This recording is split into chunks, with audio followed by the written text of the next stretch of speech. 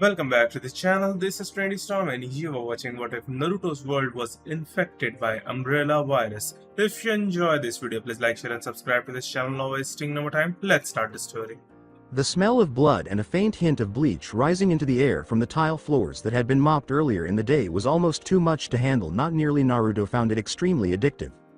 His upper lip curled upward to reveal slightly pointed canines as he took another breath. Naruto licked his lips as his eyes, which were normally azure, flashed with a hint of red. The young woman, who was clearly uncomfortable, writhed a little in her position before Naruto finally resisted the urges that tried to overpower him. There was just one more moment of hesitation left. Slowly, he blinked once more when Naruto felt his ability to speak return. His voice cracked slightly. "Are you alright?" he asked.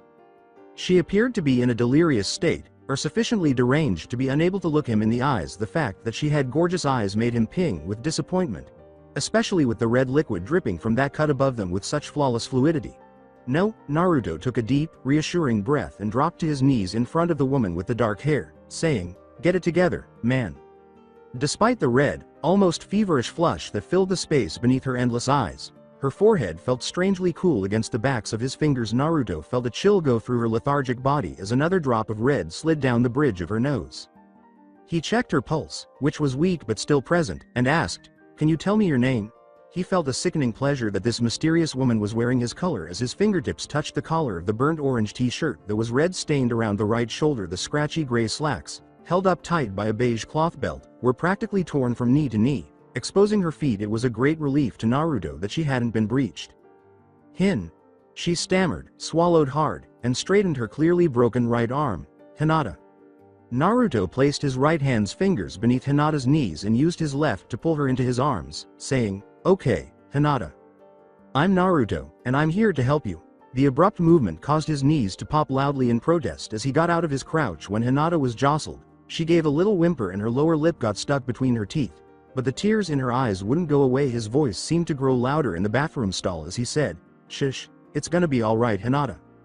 Deep within the structure, there was a rattle that shook the floor beneath his feet just enough to make him nervous. From somewhere on the lower level of the building came a female scream. Hinata's voice was muffled by her pain and her face covered in his t-shirt as she asked, "W's Goigen?" In order to reach for the wire in Hinata's ear, he moved him slightly in his arms and said, "We've gotta get out of here, and now." As he opened the line, there was a brief pause during which the only sound was the soft thud of his heavy boots as he rushed from the women's restroom into the hallway. "What now?" "Kiba's already set off the first detonation like you asked. Have you any other demands, Your Majesty?" Naruto just rolled his eyes and fought back the animalistic urge to destroy something in his frustration. "Yeah, as a matter of fact I do. Pinhead have a medical team on standby fair when we get back to the company. We got a bit of a casualty I just can't leave behind." His drawl was particularly thick, which usually happened when he was at risk of having an attack. As he watched Sasuke emerge from a side room, he took another deep breath and forced it out slowly through his nose. Perhaps it was the battered and bloody woman in his arms that caused the Raven's eyes to widen at the sight of him with the Uchiha. You could never be certain. After buzzing, the communicator in his ear clicked off. Shikamaru had silently signed off. Naruto interpreted that as a tacit consent. Sasuke's hands had gone into his pockets, but aside from that, he was still hunched over in the same angry manner as when he had entered the hallway. The weight in Naruto's arms felt less heavy after he felt a tiny snap in the back of his head. The sweaty palms of his hands started to unnaturally itch. Whoa. Sasuke's eyes widened at the change in Naruto's demeanor and he opened his mouth to say something, but the tall blonde's dangerous and distant smirk interrupted him. "Can't get I am to talk, can you? Figures the pretty boy with his fancy little hypnotic powers can't do jack around here."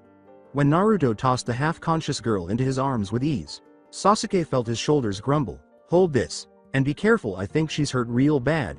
After the bewildered young man had vanished behind the heavy oak door, the blonde moved away from him and into the open room next to him. Sasuke narrowed his eyes at the young woman he had been holding because she was hurt. She met his gaze for just a moment, and then fell still and limp in his arms. The young Uchiha sighed as he gazed at the heavy door in front of him, the corners of his lips lifting into a faint smile. "Hate to be stuck in there right about now." Hidan's lungs burned from exertion, every joint in his hands ached, and his spine was twisted in an unnaturally painful direction. Blondie knew torture. Another vertebrae in his neck popped loudly, and he actually winced.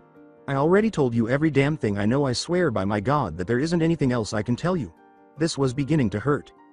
Menma's face was beginning to cramp, Smiling so wide could potentially be dangerous, his head ticked to the left slightly and his tongue darted out to lick his parted lips. The silver-haired albino practically screamed in pain as his powerful fingers gripped Hidan's wrist and bent it back at a certain angle. The long stream of profanity that escaped Hidan's lips drowned out Menma's laughter. "I think you just broke something, damn it," Menma responded with a quiet tisk, his glimmering red-blue eyes glimmering with a smile that stretched well beyond comfort. Menma tightened her grip on the restrained man's chin and said, "That'd be against the rules now. If I wanted to break something, I'd have done so a long time ago. My friend, do you doubt it? I'm just having a lil fun, all my blonde friend here never lets me play anymore." His fox-like eyes flashed between colors again as he looked over the pale face of his captive. Keeping the quiver out of his voice, Hidan set his jaw and asked, "Who the hell are you? My name isn't of worth to you. Honestly, I don't really even exist outside of myself." Confusing, I know, but it is what it is. Light as ever on his feet, Sasuke slipped into the office. As the door creaked open, he looked away from the agonizing pretzel that Naruto had transformed their captive into and said, "We need to move the detonator on the floor below us is scheduled to go off next and we don't want to be around when it does." Menma leaned closer to the albino's ear and said, "This was starting to get fun. I was hoping I'd at least get to see a little bit of blood. How disappointing." He exhaled a hot breath in a laugh and retreated toward the door, saying, "I bet it'd be beautiful. The red dyeing that paper-colored flesh, nothing like it." As Naruto struggled to regain his composure, he felt the tearing in the back of his skull as he entered the hallway. Menma almost passed out from the agony, but he briefly regained control after an unceasing buzzing noise in his ear broke down the barrier between personalities. He answered the communicator call. Her head ached. "I was hurt." What an odd word. Was she aware of its meaning? Not really. She thought Hinata had heard the blonde angel say it to his friend moments before, and she knew it somehow related to her. If an angel said it, it must be true. Hinata felt the pain shoot through her entire body, causing her face to twitch as she rolled her eyes behind closed lids. Pain. It was also a humorous word. After blinking as best she could, she concluded that perhaps moving wasn't the best course of action in any case. She wasn't attempting to think logically. Something hard and cool pressed against Hinata's cheek as she cocked her head to the side. Did she lie on the ground? Too many questions were being raised by this circumstance. Hinata cracked her lids open, closed them at the intensity of the clearly fluorescent light above her head, and then slowly opened them again. "Are you awake?" she asked. This individual, who resembled a demon with a baby face, was definitely not her angel. Well, if baby faces could be pierced, she could see the young face hovering above her, a fuzzy shock of red. Is it possible for hair to naturally be that red? Excellent, more queries. HNNNNN. Her vision cleared as she blinked once more. Sorta. After a moment of bewilderment, the young man's shoulders began to loosen and a brief moment of recognition appeared on his face. "I see," he spoke slowly, more slowly than she did, and his words were slurred and forced. He also had an odd accent. He might be older than he appeared, but the tone's depth and the faint grit it contained didn't seem to match his apparent age. His tiny, long-fingered hand was resting between her shoulder blades, its calloused thumb making deliberate, slow circles. "Who are you?" he asked. Hinata's own legs instinctively curled up to her chest as she slowly lifted her aching head off the ground and placed it on the odd adolescent's knee. "Sabaku, Sabaku, Sabaku." Gaara called. Gaara? His hand froze on her back, but his eyes remained fixed on the hole they had been burning into the white wall across from them. "So you're foreign then?" he asked. There was a brilliant reflection of the overhead light on the beige floor tiles, but Gaara seemed unconcerned. A male voice, whose words were too muffled to be heard, poured down the corridor as a door somewhere down it slammed shut. "What country are you from?" "No understand." Gaara raised his hands to his chest, cracked his fingers' knuckles, and then spoke slowly once more anxiously. He tapped his fingers on the legs of his black trousers. He helped her sit up and leaned back against the wall before pointing a single finger at Hinata's chest in the middle. "What name?" he asked. "Hinata. Arm." Hinata pondered in private how he was able to transform a basic three-letter word into roughly 6 distinct syllables. Even though she was also foreign, she didn't speak English as poorly as this child did. She started crying when she realized she was lying to someone she had just met. "I don't know what happened, Gaara. I just woke up, and someone was staring at me. Then everything started to hurt, and I blacked out, and..." He had simply sat there and talked. She used the word loosely, with her without doing anything to offend her. She was a terrible person, my God. He led her to her feet after she placed her good hand on his shoulder and said, "Too fast." For a minute, she stood unsteadily, controlling her breathing. "Others wait." He took her hand in his slightly larger one and walked slowly down the hall with her, saying, "I don't know what's going on here." The only sounds were her ragged, painful breathing and the steady tread of his heavy boots. "Tell me what's going on, please. I'm so confused." As they turned the corner, His hold on her arm grew tighter. "Everyone dies soon, we leave safe, protect you, come," he said. Hinata no longer felt as though she had any say in the matter in any case, it's not as if she ever had. He held her wrist tightly, but not in an uncomfortable way. His hands were strong for a young man like him. They were also rough, but not in an unpleasant way.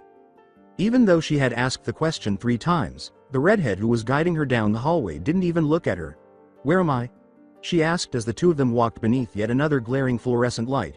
Another throb of pain burned across her eyes. Hinata was becoming increasingly irritated at being disregarded. "Young man, please answer me, what's going on?"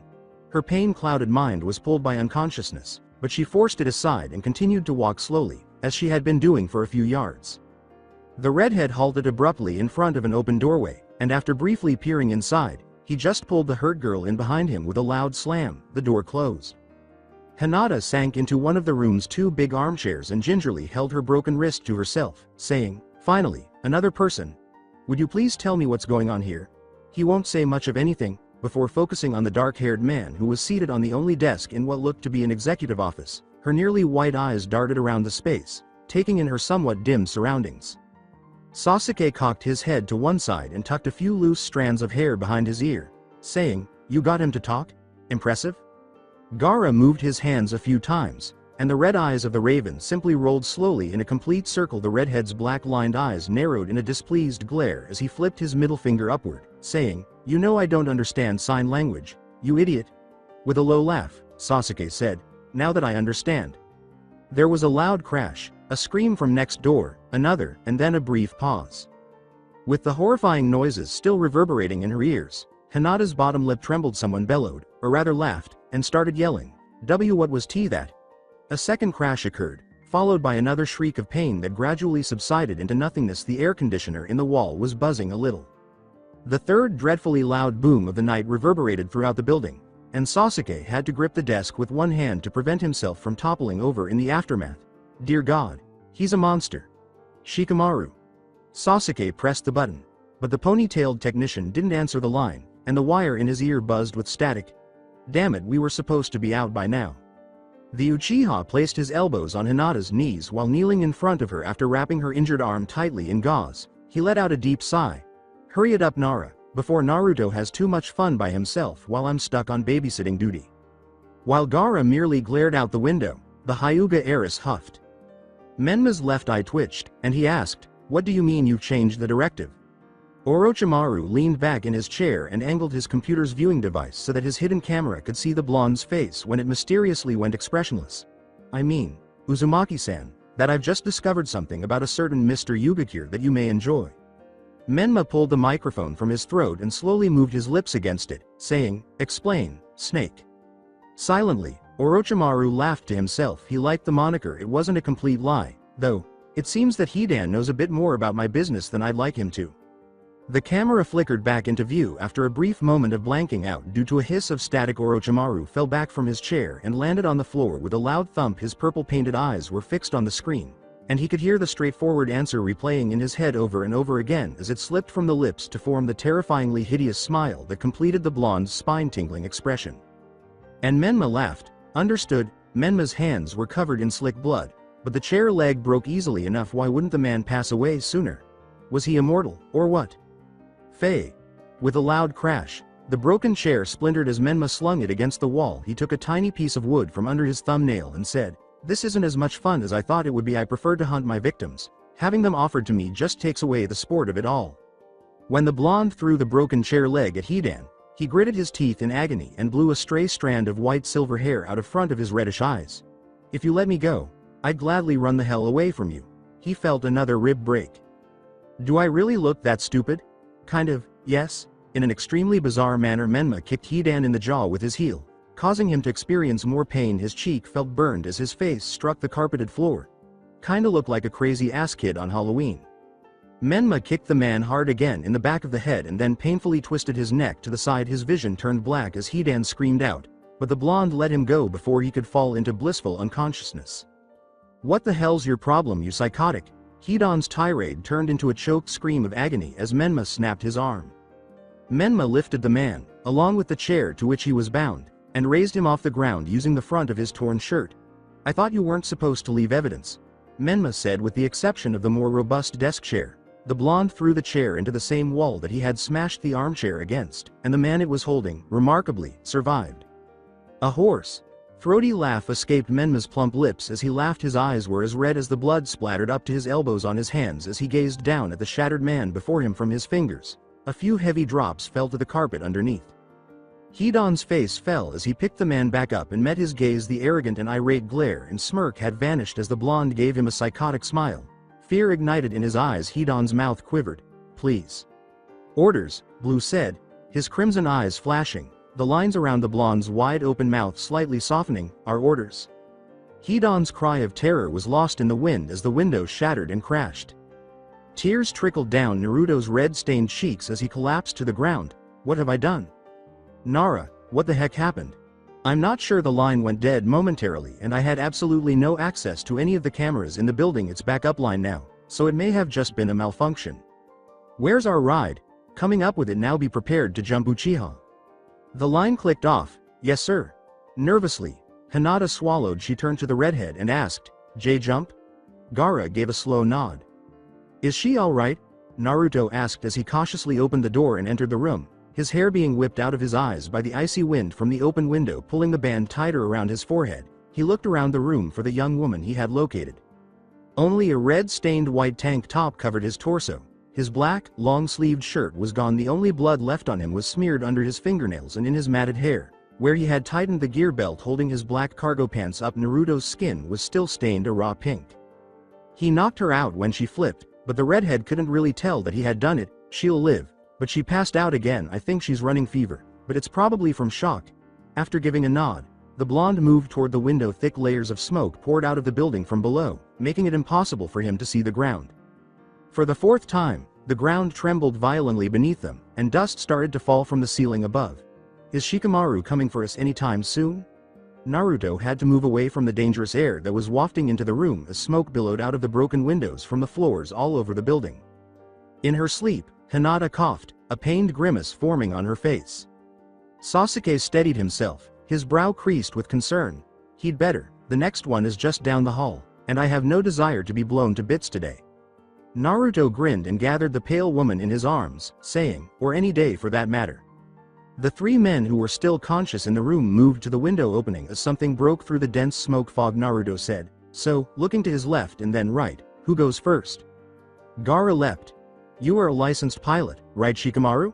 Shikamaru pressed a switch before the helicopter took off and left the burning building behind after Sasuke landed on the edge. Close enough." With his naturally matted brown hair crammed over an oversized communication headset, Kiba swung around in his seat and said, "Good enough for me." Something squealed in protest when he pressed a big button on their side. Kiba scowled and slid the headphones off his head before turning around in his chair. "Would you take that off, you idiot? It keeps interfering with my navigator." With Hinata still held close to his chest, Naruto assisted Sasuke in settling into the rear seat of the helicopter, furious that his feet were still off the ground. Gaara swung them around.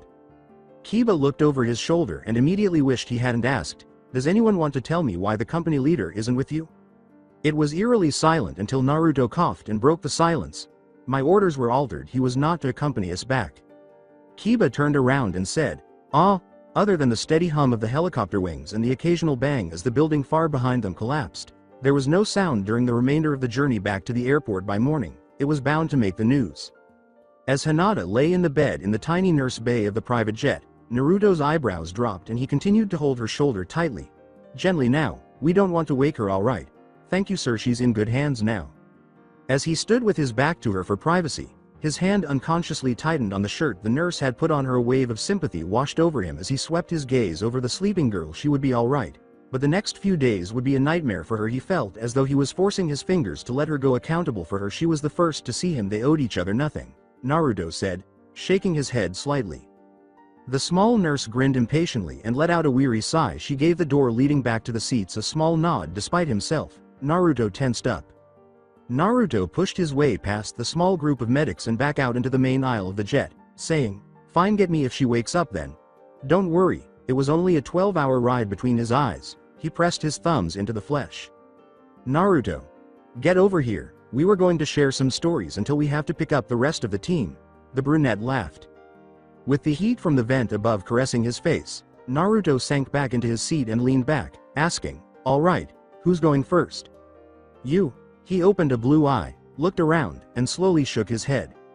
With a faint smile on his face, he winked at the group and closed his eyes once more. "No way, Jose, I'm bushed maybe after a nap." The Raven rolled his eyes behind his glasses and said, "Then translate for the kid then. None of the rest of us can understand him. I bet he knows quite a few. His culture is famous for its history." His voice was drier than Kairo's. Sasuke turned the page of his book and crossed his legs. Kiba gave an enthusiastic nod. Naruto sighed, but he still sat up and signed, "If I translate for you, will you tell them a story?" To start, the redhead merely nodded and cracked his knuckles. He had the ideal story to tell. With the sun above kissing my bare back and the sand beneath my bare feet scorching my sensitive flesh, I took another step forward on the perilously shifting ground. Sand was firmly embedded in every pore on my face, and dry desert winds blew my hair away from my eyes. I clenched my jaw to withstand the intense sting.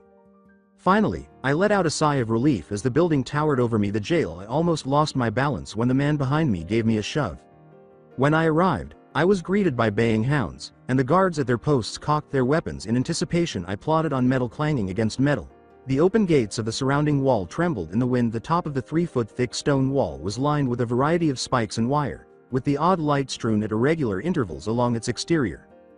My spine hurt from the strain of trying to stay upright, and the chains around my feet swung heavily with every step I entered and was halted at the foot of a short set of stone-carved steps. A man, most likely in his mid-30s, came toward me while idly twirling a ring of keys around an index finger that was outstretched. His face and the back of his bald head were covered in scars. Over his nearly black eyes was a single black bandana tied tightly in an ugly frown. He turned his pursed lips downward, encircled by lines. He took a few steps closer, his heavy boots sending sand flying in the air with each dragging step. "Well, kid." I watched his lips move as he spoke. "Your daddy finally got rid of ya, did he? Good riddance if y'all ask me. I never was one for children, annoying little bastards. Y'all are." He favored his left leg and walked with a slight limp. "I heard you don't talk much. What, are y'all stupid or something?" I let out a breath and blinked a couple of times while continuing to follow him with my eyes. He rolled his endlessly dark eyes and scoffed. He threw the keys into the air and caught them in his huge fist, sausage-sized fingers, tightly enclosing the ring. "Whatever brats will be brats." As I gazed up at him with fatigued green eyes, I said, "Name's Ibiki, by the way, and guess what, kid?" Ibiki leaned closer to me, close enough to touch my face and feel the heat of his breath unconsciously. I wrinkled my nose in disgust. "I get the honor of being the first friend you make here?" He laughed, and it was loud, based on the two guards on gate duty's cringes. He brought his shoulder back, and I saw his fingers clenched into a firm fist. I ducked the punch at the last second, and Ibiki's almost cheerful demeanor quickly soured. He swung once more, and I managed to avoid him with only a few seconds remaining. Eventually, the other guards nearby intervened and held my arms to the side as his sudden outburst of rage turned into a nearly desperate attempt to hit me. I blew some of my red hair out of my eyes. "Cheaters. You little brat," Ibiki exclaimed. His already unsightly face contorted into an angry frown as he inhaled through his large nose. "Get the little shit out of my sight before I kill him." I was pulled by my shoulders by rough arms up the stairs into a light-filled courtyard, probably because of the size of the wall that surrounded it, which rose farther into the sky than anything I had ever seen. The wind had stopped, however. I guess I hadn't seen much because I was only 10 years old. However, as a 10-year-old, I had likely seen far too much anyhow. Guards sat along a walkway that protruded from the side of the wall, sipping cool drinks while inmates relaxed in the sun. In the center of the square compound stood a single building that, like the wall, rose high into the sky. Strategically positioned along the building's upper floors, cannons pointed down toward the people below. Drops of spittle stuck to my already sweaty skin as a blast of hot air blew across my neck after I was shoved forward by someone behind me. I shrugged inwardly. I couldn't hear anything anyway, so it didn't matter if the guard yelled in my ear until he was hoarse. As I was escorted past, several of the men in bulky-looking green suits gazed at me. Even though I was only wearing a pair of baggy burgundy pants and had chains around my neck, ankles, and wrists, I didn't feel ashamed. My back still had the fresh marks of a whip, and the month-old scabs were breaking with every lurching step. My hands flaked with dried blood. I guess it gave me a tougher appearance. The tattoo on my forehead peeked out from between strands of red hair that tickled the tops of my eyes, and my face was fixed in a frown. I was certain that my eyes were hollowly set in a ring of black circles because I hadn't slept in a long time. I think I looked a little like a crazy raccoon.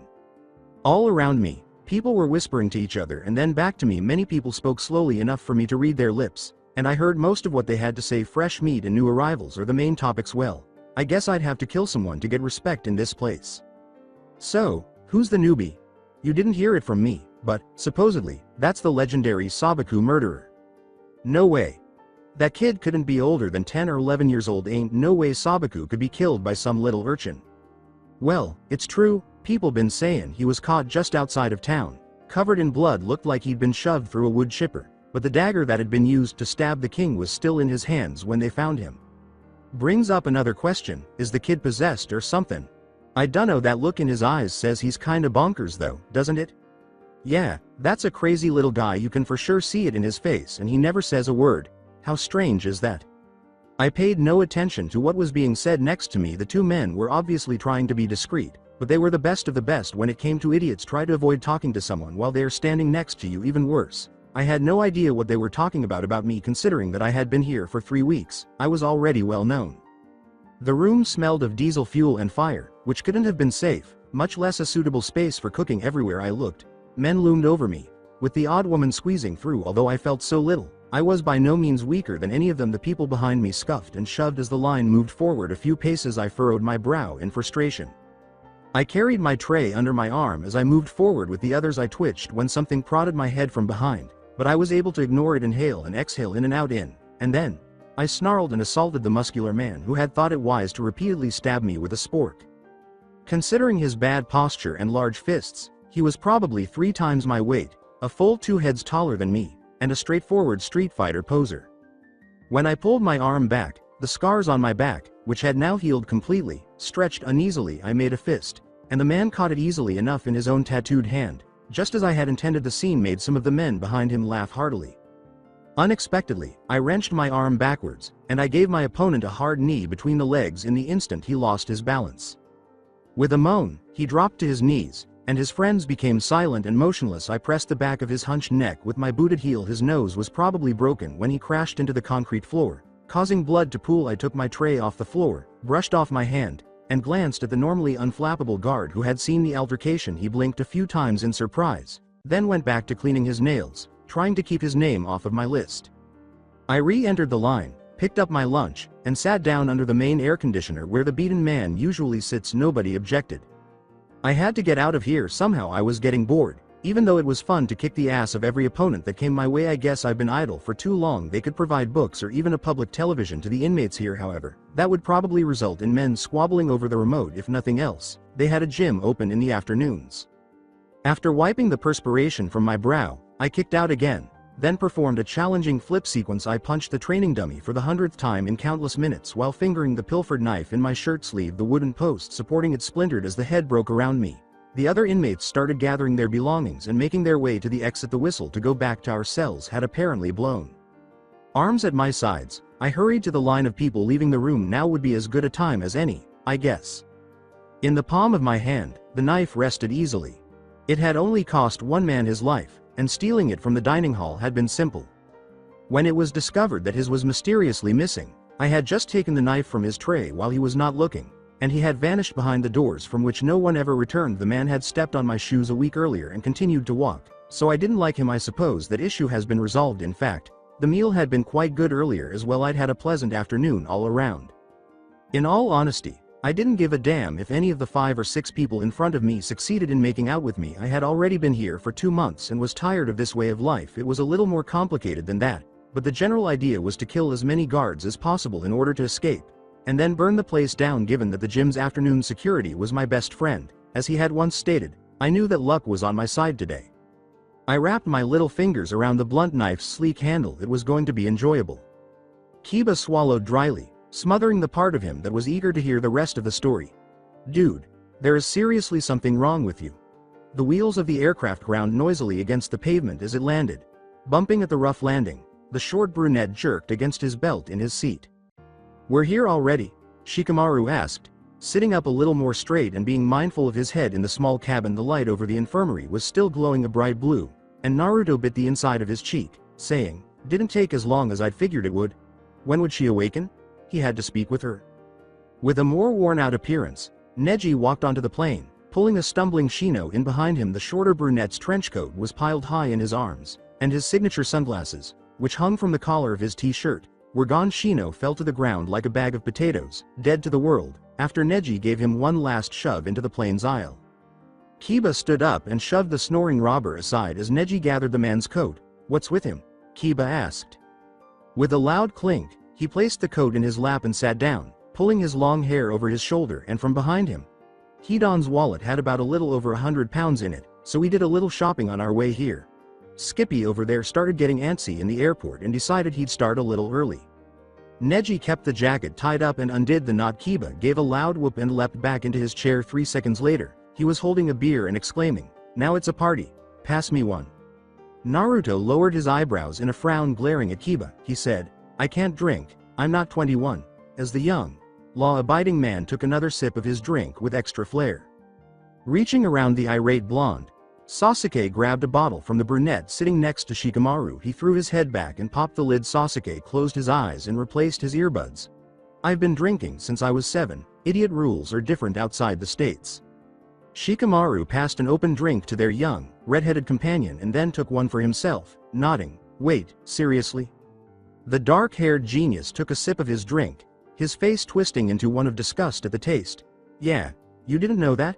In some places in Europe you can drink with parental consent from age 5, in public if an adult purchases it for you at age 16, and buy your own once you're 18. When he felt bile in his throat, he put the bottle aside after tumping it back a second time against his will. Horrible. After getting his own drink, Naruto returned to his seat after everyone had quieted down. Gaara put his empty bottle down, cleaned his mouth with clammy hands, and resumed his story. "The bottoms of my shoes felt slippery on the rock covered in sand. Some vanished into the corridor, arms bound behind their backs and cuffs around their wrists. My turn was almost here. My lips turned up in disgust as Ibiki gave me an unpleasant smile and said, well, if it ain't my friend little shit." I saw that the gun in his hands wasn't a weapon when he held it up. A man in front of me was crying and scratching the side of his face as he was pulled into the hallway, saying, "It'll be my absolute pleasure to do this." My head was jerked sideways by a rough hand that grabbed my face by the chin. The pain hit me immediately. The freshly created holes in my ear caused blood to trickle down its curve, but I was able to keep my mouth shut and only twitch my eyebrows slightly. Ibiki appeared somewhat let down. With a bar similar to the one that was now pushed through the delicate cartilage of my ear protruding from his own, he turned his head to the side and said, "I was hoping for a little more than that. This thing hurts like hell." The line was held up behind me, but I don't think anyone cared. I would know. Besides, torture just ain't as much fun if the person doesn't cry, he went on.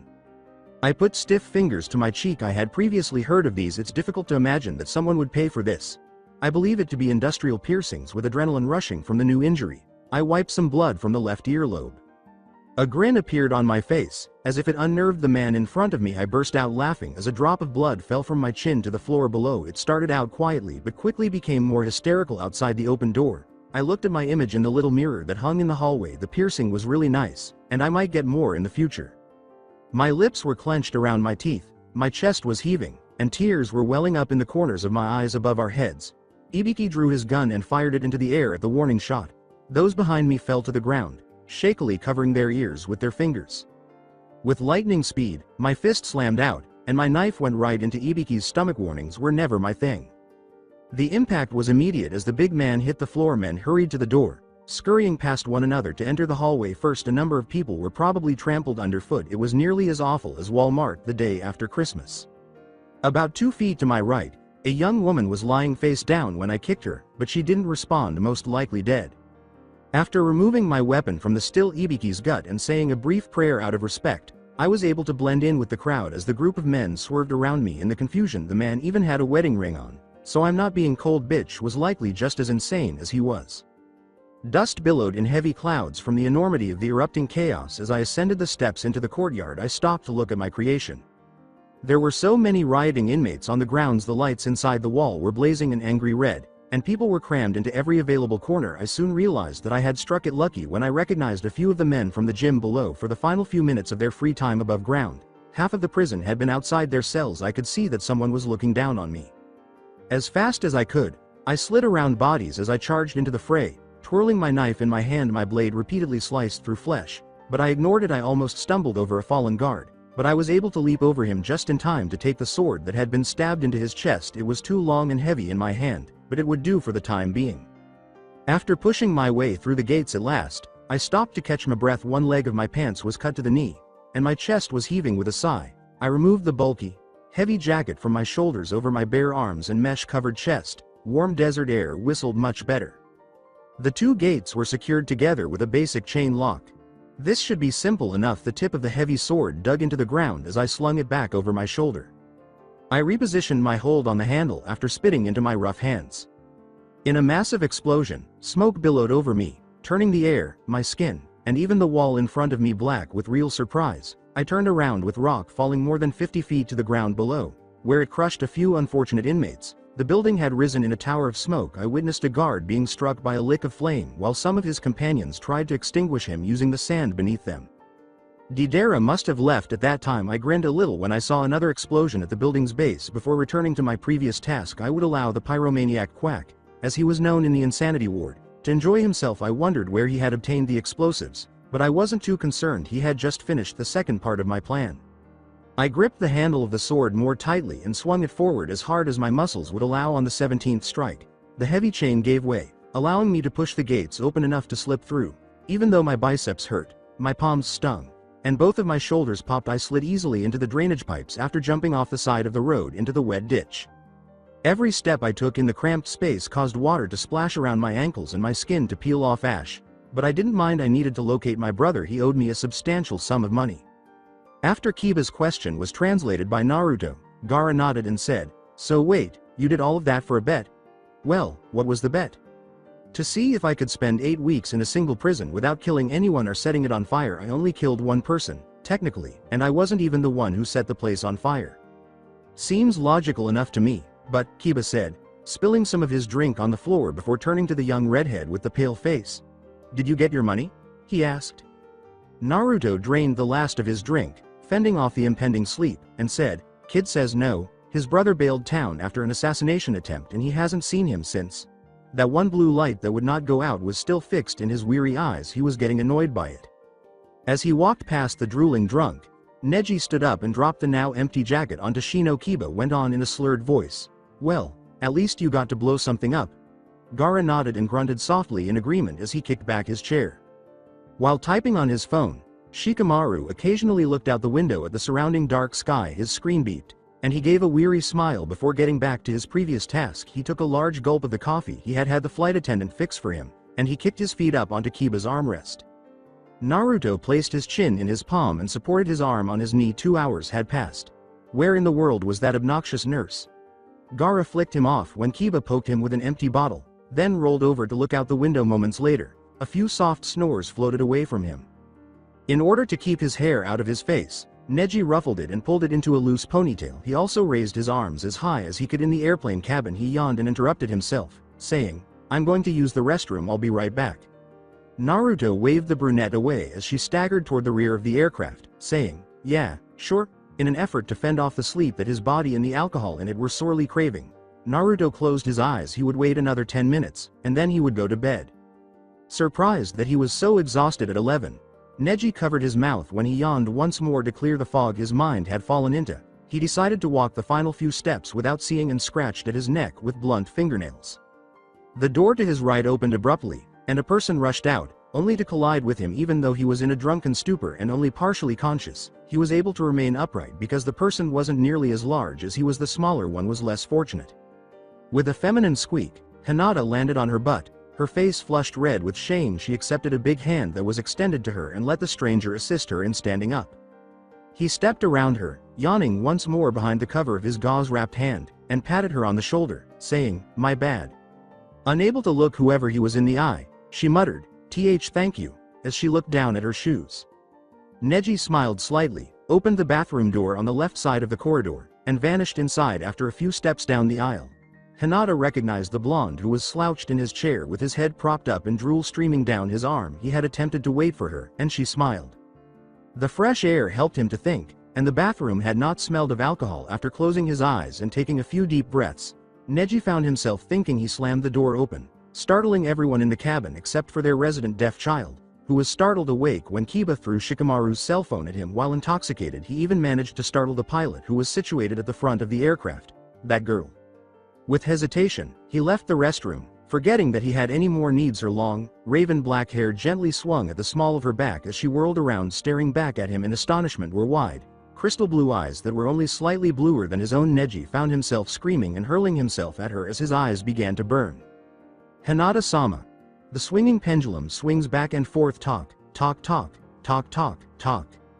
They had been pacing back and forth for more than an hour, mumbling a phrase, shouting at the top of their lungs, saying this and whispering that, and their cheeks still bare of tears now that Naruto was paying any attention. Their relationship was clear. The unique features, those eyes, that hair, were dead giveaways. Naruto whispered to the young man lying down beside him, "What do you think they're talking about?" Pretending to be less absorbed in the conversation than the enamored blonde, Shikamaru shrugged. He wished he could say, "Who can say?" Neji wiped his face with a visibly trembling hand, the one that wasn't still clutching Hinata's in a death grip, as though he was terrified that she would disappear if he released it.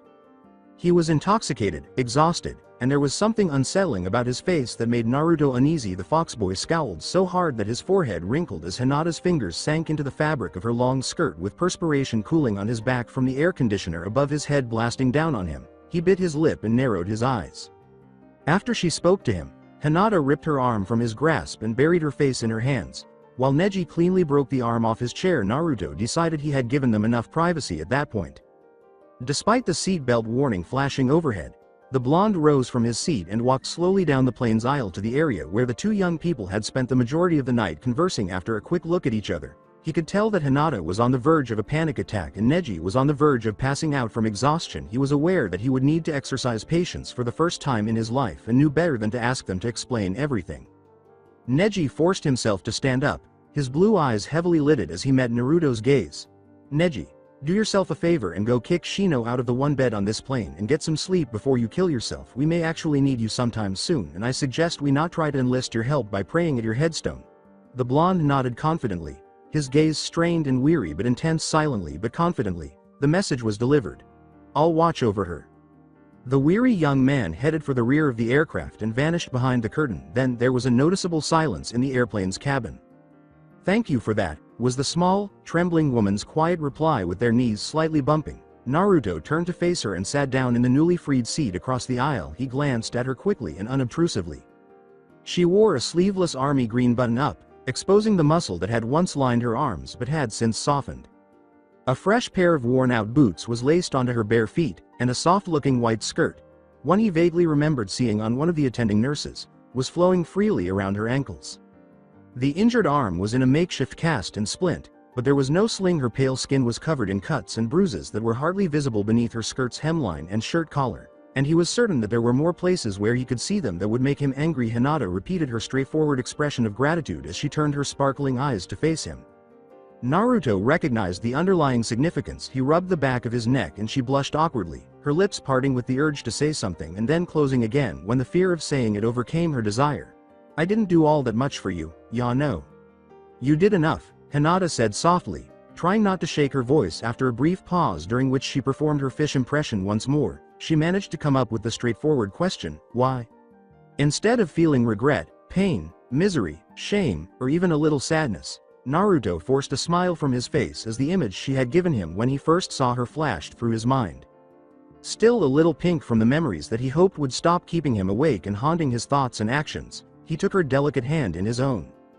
Beneath his fingernails was the flesh of old wounds, both his own and those that would never heal on his former enemies. The calm he had kept over himself for all these years caught fire, and eyes other than his own saw the world from his perspective.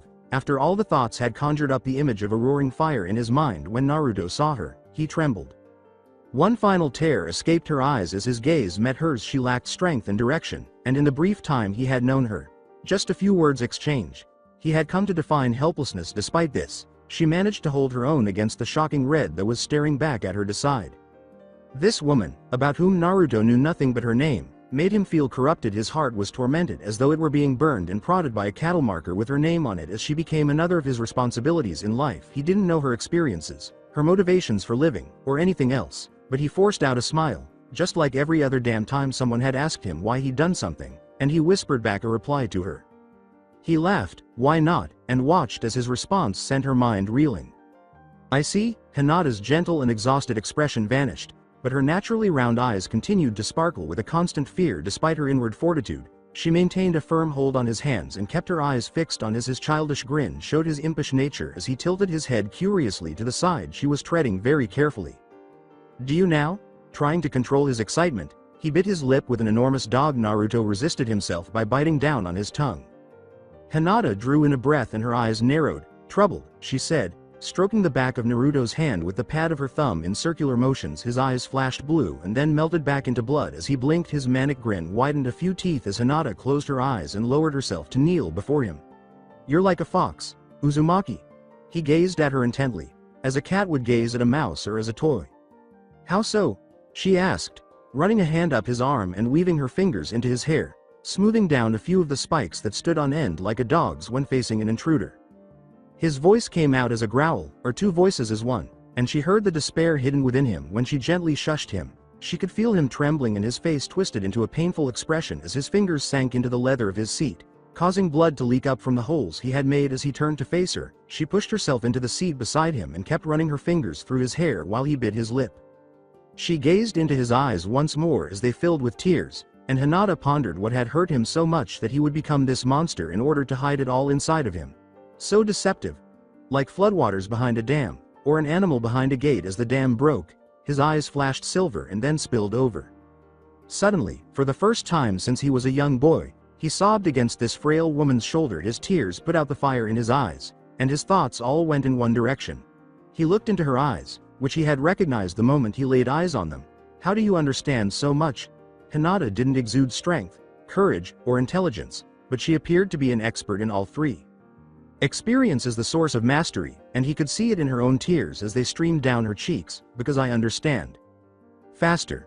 More precision." "Yes, sir." Hinata hurried in once more, putting more effort into her weary body this time. Shikamaru turned from the fight to face Shino, who was counting through the stack of bills in his hand with a smirk that was getting bigger by the second. "How long have they been at this?" Shikamaru asked. After removing the shades from his nose, the man looked at the fight with indifference before turning back to the deck of cards that the young genius had just dealt him. Shino played another card from his hand and shrugged, murmuring around the high collar of his shirt, "Who knows?" Shikamaru scratched at his head and wiped a drop of perspiration from his forehead, trying to block out the sun that was glaring down on him from above. "Do you think he'll leave now?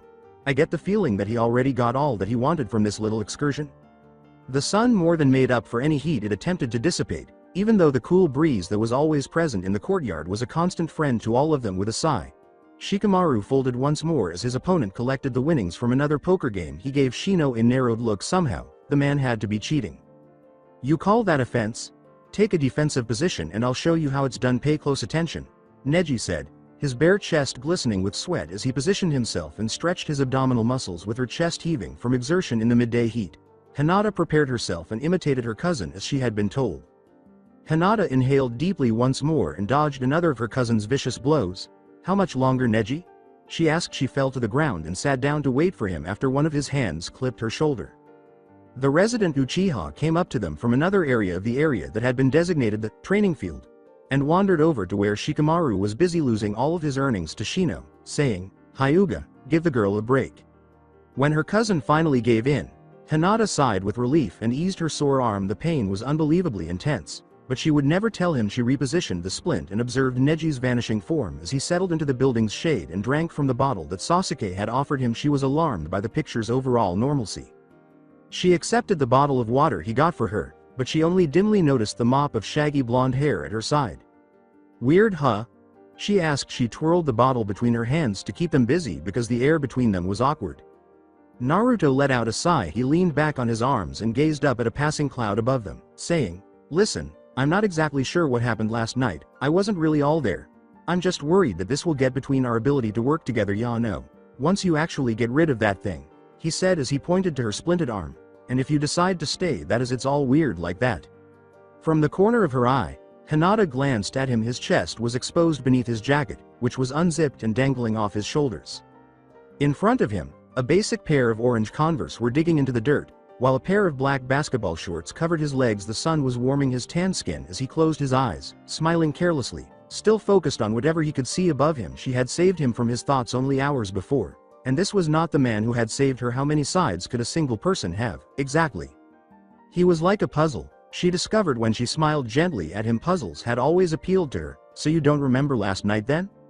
Hinata's heart leapt as he fixed her with his dazzlingly blue eyes. Naruto cocked his head to the side and shook it. Not really, he wanted to tell her, but the idea made him nervous. It was one thing to be friendly, but quite another to be friends. He knew this little girl hardly at all. Her face and complexion flushed, but he had raised his head once more, and she was relieved he hadn't noticed. If it's up to me, I'd like to stay. As she watched the men in front of her move around to join in on the card game, her lie hit her like a ton of bricks. Neji and I have nowhere to go, nothing else to do. A hand settled on her unhurt shoulder. An enigma, this man said. I'd enjoy it if you stayed. You seem like you'd be an awesome asset to the team after all, and a very simple mystery.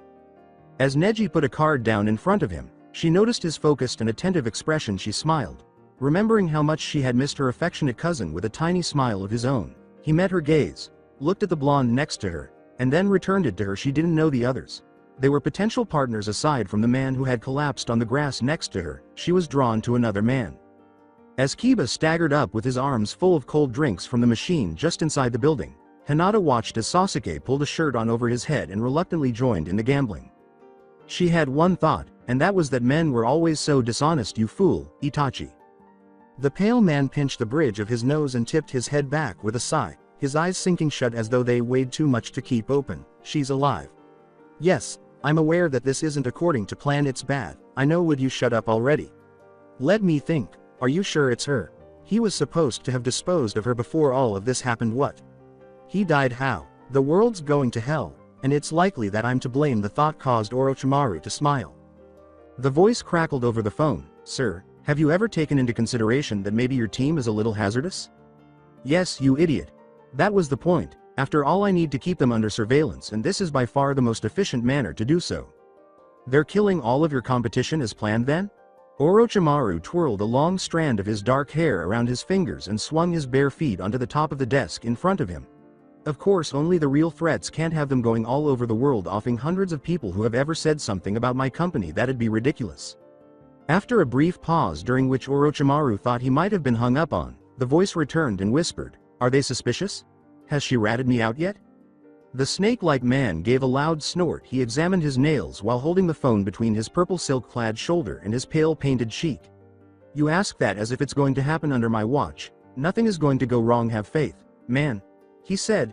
If someone does get just a little bit too nosy, I'll be the first to hear about it. The line abruptly stopped with the words, All right, don't get cocky. Those inside were startled by the unexpected intrusion as the dining hall doors flew open. Welcome. Welcome home, my dears, Orochimaru said, bowing deeply and flexing his hand in a characteristically Western way across his waist. The words, It's been far too long, comrades, were almost unintelligible due to his accent. With his briefcase spread out in front of him, he crossed the room and took a seat at the head of the table. He gestured to a server standing by the kitchen door to bring him a drink, saying, Tell me now, the mission success, I presume. With a fierce kick beneath the table, Kiba stunned Shikamaru into appearing somewhat alive. Shikamaru cleared his throat to speak after discreetly wiping at the tiny pool of drool by his elbow. His head dropped back to the table, but he kept his eyes half-lidded to observe the remainder of the meeting with thinly veiled interest. Yes, the mission was a complete success. No one suspects a thing, and the problem was eliminated. Neji slapped him across the head, and the older brunette at least managed to look contrite. Do I get to keep the gun? Kiba pressed another piece of bread between his lips, not bothering to swallow, before continuing, because that thing shoots like a dream. The server eventually reappeared and poured red wine from the flask into the cup in front of their employer before vanishing once more into the back of the room. Of course, Kiba-kun. The weapon is yours, just try to be discreet if at all possible. With his elbows resting on the table and his fingers interlaced in front of him, Orochimaru said, I've heard some exciting news. He smiled too broadly at each of his male guests. Everyone in the room waited in silence for the man to continue, but Shino spoke up after realizing he probably wouldn't without first asking a question. He rolled his eyes behind his sunglasses and asked, News? Orochimaru's eyes narrowed and his smile widened even more. He glanced at the small group of people seated on either side of the long table and said, Someone brought back a war prisoner. Aburame, Inuzuka, Nara, Uchiha, Hyuga, and the young deaf child whose name he couldn't remember. Hold on. Naruto hurried into the dining hall, saying, Sorry we're late. The doors opened so forcefully and quickly that the left doorknob became lodged in the wall. I got lost a few times. When Neji gave him a stern look, he released his hold on her wrist and dragged the small woman into the room with him before settling in. The annoying blonde walked around the table and selected the vacant seat next to Sasuke. After leading his cousin to the seat on his left, Neji pulled the chair out for her and pushed it in. After she had taken a seat, he leaned back in his own chair and grinned at her kind words of appreciation. She looked up at their host, who appeared to have settled into a pattern of twitching, smiling, and nervously sipping his drink. Her bottom lip slipped between her teeth and became lodged there. Hinata's face blushed pretty and she looked down at the dark cherry wood of the table before her.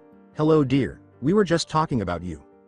Orochimaru could hardly hear her over the sudden commotion from the kitchen behind him when she asked, "You were?" The smile had never left his face as he watched her closely. He took another sip of wine as she turned to face him and said, "You're a hero, young lady." Neji held her hand under its cover as he leaned forward onto the table. Servers rushed into the room and started serving the guests dinner, saying, "I know all about you." The Uchiha choked on an ice cube while Naruto leaned over to Sasuke, or as close as the big orange-clad man could manage, and muttered under his breath, "Pedophile." Naruto took a seat on the big wrap-around couch and began to bite into the bread he had taken from the kitchen. "So, you're staying right?" he asked. The group moved into the living room of the apartment-like area of their headquarters after Hinata nodded and grinned slightly. Only a small altercation broke out as each young man chose the seat he thought would be most comfortable. A few moments later, Hinata sat down on the sofa behind Kiba and absently ran her fingers through his hair. But Kiba ended up on the floor with a pillow and a growing bump on his head. He completely forgot about sitting on the love seat, where a redhead with a smug expression had spread a blanket. Shikamaru began to say, "Hyuga," but stopped when Neji and Hinata gave him a spooky look with their nearly white eyes. "Hinata," he began once more, "would you be willing to tell us a little about what happened to you?" He asked the question that everyone had been clamoring for since they had returned to the compound the previous evening, and silence fell on the room. With assurance, Neji put his hand on his younger cousin's shoulder. She shook her head and looked down at her knees, her eyes averted from the rest of the room, saying, "You don't have to." Hinata forced herself to keep her face expressionless, but as the young men sat down to listen to her explanation, they noticed a tightness around her lips and a depth in her eyes. "It's fine, I don't mind. It started the day my uncle was murdered. With less chance of suffocation than any other at the moment, I buried myself deeper beneath the weight of the garments above me. I silently cried as I fought the trembling that so badly wanted to take control of me, but I knew that movement would be risky." "Where are you, Uncle Hizashi?" Rain started to pour through the open window above my head as there was another thunderclap outside the window. I decided to let my nose run instead of sniffle as more tears poured from the corners of my eyes and I bit my lip to contain a whimper. I was in a room when heavy footsteps bounded down the hallway. Slowing as they got closer, I held my breath as the door creaked open. "Why me?" I closed my eyes. Rewind. "Uncle Hizashi." I hurried over to the usually stoic man, who smiled as he leaned over and put one arm around me while I wrapped my own around his shoulders. Hizashi glanced up at the car I had just sped out of over my shoulder and said, "It's a pleasure to see you again, Hinata. Except for the driver, it is empty. I see your father didn't make the trip with you." Shaking my head, I let go of the man and took a step back. "Father had to work, he said it was important." He thinned his lips and knitted his eyebrows. He extended his arm to me, and I took it lightly as he escorted me up the short flight of stairs and into the house I knew well. "I see, please. Come inside then and get settled."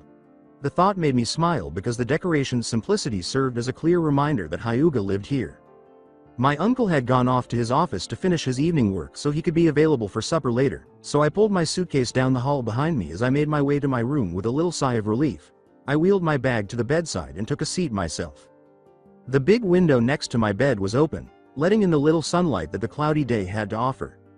I kicked my sneakers off over the edge onto the cream-colored carpet as I sat back further on the twin-sized bed. The ceiling was white, and the walls were a pale blue that almost reminded me of my eyes. A gust of wind blew through the courtyard behind me, causing a few pages on the desk in the far corner of the room to fall to the floor, and sheer white curtains billowed on either side of the window. After getting up and stretching my back, I started the laborious task of unpacking. When the call for dinner came down the hall about an hour later, I put the book I had been absorbed in on the stand next to my bed. It was a bit harder than I remembered to get to the kitchen, but I managed to find my way to the dining hall after just one wrong turn in the vastness of my uncle's estate. Hizashi teased, "Hinata, how nice of you to join us." My cheeks flushed pink. I moved around the excessively large table to sit at my uncle's left, where the plates had already been set, but there was no one in the seat across from me. I asked, moving toward the bowl of soup in front of me, "Is Neji still at school?" I nodded, too preoccupied with my meal to do much else. "Yes, He will be for a few more days, you'll be gone by then. Unfortunately, I know how well you two get along. Hisashi raised the utensil to his lips and scraped the remnants of his plate onto his fork. Fast food had always been a habit of my uncle's. I sulked in this case. The benefit of having an advantage over me also played a role. Placing his napkin on the table, he pushed his chair back and got up. I gave him a soft smile and swung my feet under the table, my toes barely touching the floor, saying, "If you'll excuse me, I have a few more things to attend to before I retire for the night. Have a pleasant evening, Hinata." Being 12 is really not enjoyable. The once pleasant, if formal, atmosphere fell silent as he left the room silently. I carried on eating. I wandered around the house after supper, determined to locate my uncle so I could inquire about his book collection. I desperately needed some new books to read. Outside the building, thunder roared and crashed, and I occasionally saw lightning flashing in the hallway windows. I genuinely enjoyed the rain, the fresh scent that accompanied it, and the overall sense of calm that it always left behind after a storm. Everything always felt clean. I eventually found my uncle's home office and knocked on the door twice. With courtesy I tried again, but louder this time. When there was still no response, a few seconds passed and no response was received. I turned the knob, pushed the heavy wooden door inward an inch, and then immediately puked all over the floor after peeking through the crack. The whole space was painted red. The laptop's screen glowed brightly from behind a layer of the drying liquid, and blood trickled down from the ceiling onto the desk where papers were being destroyed. Muddy footprints from the open window behind the desk left stains on the carpet. With tears in my eyes, I looked down and covered my mouth. The prints came to a halt at the door's threshold, with one large shoe next to the other, as though the man, who was obviously too big for a woman's shoes, had paused to decide which way to go. After leaving the room, both sides of the corridor's floors had been thoroughly cleaned. My uncle was where?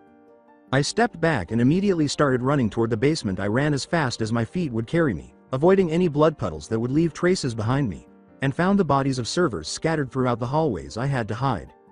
Finish the flashback. The laundry basket was tucked away in a small corner of the room behind the washing machine, and I tried to squeeze it even tighter by biting down on the knuckle of my finger. I could hear the man breathing as the heavy footsteps approached. Blood was what I tasted. He said in a deep, gritty voice, come out wherever you are." He seemed to be playing a game with a small child. Dragging out the words, I clenched my eyes shut as he took a few more steps, my face a mixture of sweat, snot, and tears. I would die. A few feet from me, the man's footsteps shuffled to a halt, and he chuckled softly in his chest. I heard a hint of humor in his voice and felt bile rise in my throat once more. "Come on, girlie. I don't got all day." The man went on without shame. "Your uncle's dead, ain't no use in hiding anymore." I was abruptly aware that he had thrown the dryer when something smashed across the room. I was aware that I was about to hyperventilate. I was in the air when the man pulled the washing machine out of the way. I somehow avoided making a sound as the basket rolled with a thud to the concrete floor. I almost let out a gasp when I peered through a tiny opening in the basket. This man was huge. His hair was a very clear blue, but his skin looked gray in the dim light. He was facing away from me. It came to me abruptly that he had taken out his cell phone and was silently conversing with someone. Silently, I dragged myself out of my hiding place and stood up, holding my suddenly throbbing head. My fingers were bloody, and I concluded that I had probably suffered a concussion. If the lightheadedness was any indication, I found Hisashi's tools by sneaking a little further into the basement's back. All of a sudden, it didn't really matter what a tire iron was used for. I didn't need to know. With my bare feet silent on the hard floors, I slipped up behind the giant man while holding a long metal rod. I mustered up all of my strength from the adrenaline and swung at his head. I was rewarded with a few drops of blood on the ground and an unfathomably loud crack. His cell phone fell to the floor, and soon after, the rest of him did too, careful not to make too much noise in case he had a partner. I put the tire iron down. Hoping the phone wasn't broken, I scurried for it on the floor. I dragged my bloodied sleeve over both cheeks as tears streamed down my face. Never in my life had I been so glad to hear a dial tone. I pressed the emergency number and pressed the receiver to my ear, not sure if the person on the other end could hear me cry. I jumped and said, "Hello?" I whispered as loudly as I could, "Hello? I need help. My uncle's been murdered and the killers are still in my house. Miss, I need you to speak louder. I can't understand you." I was interrupted by a laugh behind me, and then the call was abruptly disconnected. In the distance, thunder roared.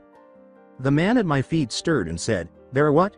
The owner of the second voice held me back as I dropped the cell phone and reached for the tire iron. Even though he was smaller than me, he was still much stronger than me, and I fought in his grasp. The man moaned and grumbled, "Damn bitch." From where he was lying, despite his slight wobbling, he managed to get to his feet after pushing the tire iron to the far corner of the room. "Sure we can't kill her?" "No, We cannot. The dark-haired stranger's hold on my bicep painfully tightened as I bit his arm. He lowered himself to meet my gaze. Do not make me take that back. All of a sudden, everything turned dark. Hinata managed to keep her expression neutral despite swallowing heavily. They don't need to know the rest. She buried her face in her hands and made her eyes water. It wasn't as hard as it ought to have been. Her deceit was aided by the raw, painful memories that were still fresh in her mind. With a gentle circular motion of his thumb against her collarbone, Neji reached over and put a hand on her slight shoulder. Hinata nodded and let him help her stand, guiding her to his bed, intending to take the couch until more arrangements could be made. It's okay. Hinata-sama, that's enough, don't force yourself. She pushed the feeling into a deep corner of her mind and mentally kicked the tiny sting of guilt that was clawing at her heart. Pulling the blanket up to her shoulders, she rolled onto her side and curled up into the cozy mattress. Her tears came more easily after Neji walked out, closing the door behind him. After a minute, he went back to the living room and took the newly free seat between Naruto and Gaara. One of the other people in the room turned on the TV idly, and as a sitcom joyfully aired across the screen, lighthearted conversation filled the quiet. Both relief and the weight of the situation caused his shoulders to slump, and none of the other men could tell which was more noticeable in his posture. The brunette with long hair let out a weary sigh into one hand's palm. Kiba muttered, that was heavy, polishing his gun even less vigorously than he had earlier in the evening. Shikamaru, who wasn't particularly in the mood to talk, nodded beside him. Neji sat up a little more firmly with conviction and sighed once more. He said, I'm just glad she's alive, with a tone of relief in his voice. And home, he muttered, almost too softly to be heard. Uncomfortable with the gloomy mood, Naruto shuffled and let out a loud yawn, his jaw popping so forcefully that Sasuke winced. He stood awkwardly and feigned another yawn, clearly trying to clear the room. Naruto stretched his arms over his head and remarked, I'm going to call it a night. It's been a long day, after all. Before leaving the room and making his way as quietly as possible into the bedroom, his spine gave a pleasant crack. With the rest of the team still huddled around the big TV to watch Full House reruns, Gaara trailed behind him. Inside the sleeping quarters, it was dark, with moonlight peeking through the heavy curtains. Naruto shuffled slowly to his bed's ladder, nearly blinded by the darkness. A few minutes after Naruto had taken up residence on top of his comforter, Gaara staggered along behind him and heard a sniffle and a muffled sigh. There was only one person left, assuming it wasn't the tiny but absolutely terrifying, he had to remind himself, member of his team. Silently, he slid down the ladder and swung his legs back over the edge of the bed. Neji's bed was under the window, and the exhausted blonde padded barefoot over it under the heavy sheets. Hinata was curled up, her long hair plastered to her neck and forehead, and her brow marred by perspiration where she held the comforter. Her fingers had almost torn holes in it. She let out another low whimper. He shook one of the sleeping girl's shoulders gently until she gasped and woke up from her restless sleep. Hinata, embarrassed that she had fallen asleep so fast, sat up abruptly and wiped the tears from her eyes. After running a hand through his hair and sitting respectfully on the edge of the bed, Naruto looked into her face in the darkness. Are you all right? She asked, nodding automatically, but she corrected her error and shook her head slowly when he grunted in disbelief. She silently let the tears fall down her cheeks while biting her lip to wipe it off. Naruto wiped one with his thumb while she raised her face to meet his. Her pale skin practically glowed under his own tan hand, but the gloom filtered over them like shadows gazing into her teary eyes. Naruto scooted a bit closer and let go of his hand softly. What's wrong? He inquired. She asked him, why? For the second time in the last 48 hours he tried to ignore it by answering off the top of his head, but he felt that the question had a deeper meaning, almost like an interrogation. Why not? This time, it wasn't a question, and she understood with a steely expression. I'm just overwhelmed is all, Hinata muttered as she wiped away another stray tear. He stood up and nodded. I'll let you rest then. As he climbed back into his bed, the silence returned as he turned in for the night. Hinata heard the rustle of sheets, but she was unable to fall back asleep due to the intense pain in her chest. Although it had been painful to see Neji, she had no idea how much it would hurt to be unrecognizable to Naruto. Naruto yelled, more power. Make it hurt. At the other side of the courtyard his opponent rushed him once more, and as before, the annoying blonde spun out of the way, his arms flying in all directions. The men who were training didn't care that it was a lovely day, even though it was a bit too hot to practice outside. Kiba rushed towards the blonde, grabbing onto the only part of him he could reach and clinging to him as he was quickly pulled through a heap of debris. Shut up and stand still so I can hit you, he cried laughing. Naruto stumbled and kicked at the short man's face, trying to get the leech off him. The blonde exclaimed, let go, you little bitch, as the crowd turned to laughter. Kiba let go of him, scurried to his feet, and tackled Naruto as he tried to avoid the pitiful attempts to strike him once more. Straying from his intended course in the direction he thought the blonde would go unexpectedly, he was able to knock Naruto to the ground by putting his arms around his waist. They could hear their audience laughing loudly across the courtyard, under the relative shade of a big, ancient-looking tree. Following a few more moments of screwing around, Naruto pinned Kiba to the ground by the windpipe after flipping him over and sending the two of them tumbling in the dirt like dogs. Kiba quickly tapped out and let the blonde winner assist him in standing up. He sulked and said to himself, "I didn't really expect to win anyway." With disinterested glances at the altercation between the local Uchiha and Neji, they both set out toward the tree. Before arriving at their final destination, Naruto tipped his head in gratitude to Shikamaru. After catching the water bottle that was aimed at him, the younger man gave one nod, then went back to the nonsense on his computer screen, working with his lower lip between his teeth and his eyebrows knitted. Kiba took a seat next to him and labored to remove his perspiration-drenched shirt over his head. He drank his own drink for a long time, then poured a good amount over his spiky, filthy hair as metal hit metal and the clangs of battle echoed through the air. The group's focus shifted to the battle raging in the courtyard's arena. Every opponent was drenched in sweat, with Sasuke's bangs unsightly clipped on top of his head with a big gray beret and Neji's hair secured in a tight braid. When Neji ducked the hard blow at the last second, the ring of metal reverberated as Sasuke leaned deeper into his lunge and struck out with his staff as quickly as a cobra. Both men were gasping, their faces flushed, possibly from sunburn, and going around the other to find a gap as he flew forward, ducked under the wild swing Sasuke had managed in his surprise, and circled around. Neji appeared to have found one first. He brought his staff over his head and down in a blow that, had it struck its target, would have been fatal. Sasuke furrowed his brow in anticipation, sweat trickling down his neck and spine, but after a moment of waiting for an oncoming blow, he lowered his head in defeat. In reply, Neji bowed and dropped his staff, bringing his hands to his sides. "Good fight," he let out a pant. Sasuke replied with a grunt while using the bottom hem of his shirt to wipe his brow. Naruto held up 2 water bottles and waved to the 2. The weary warriors were drawn to the shade.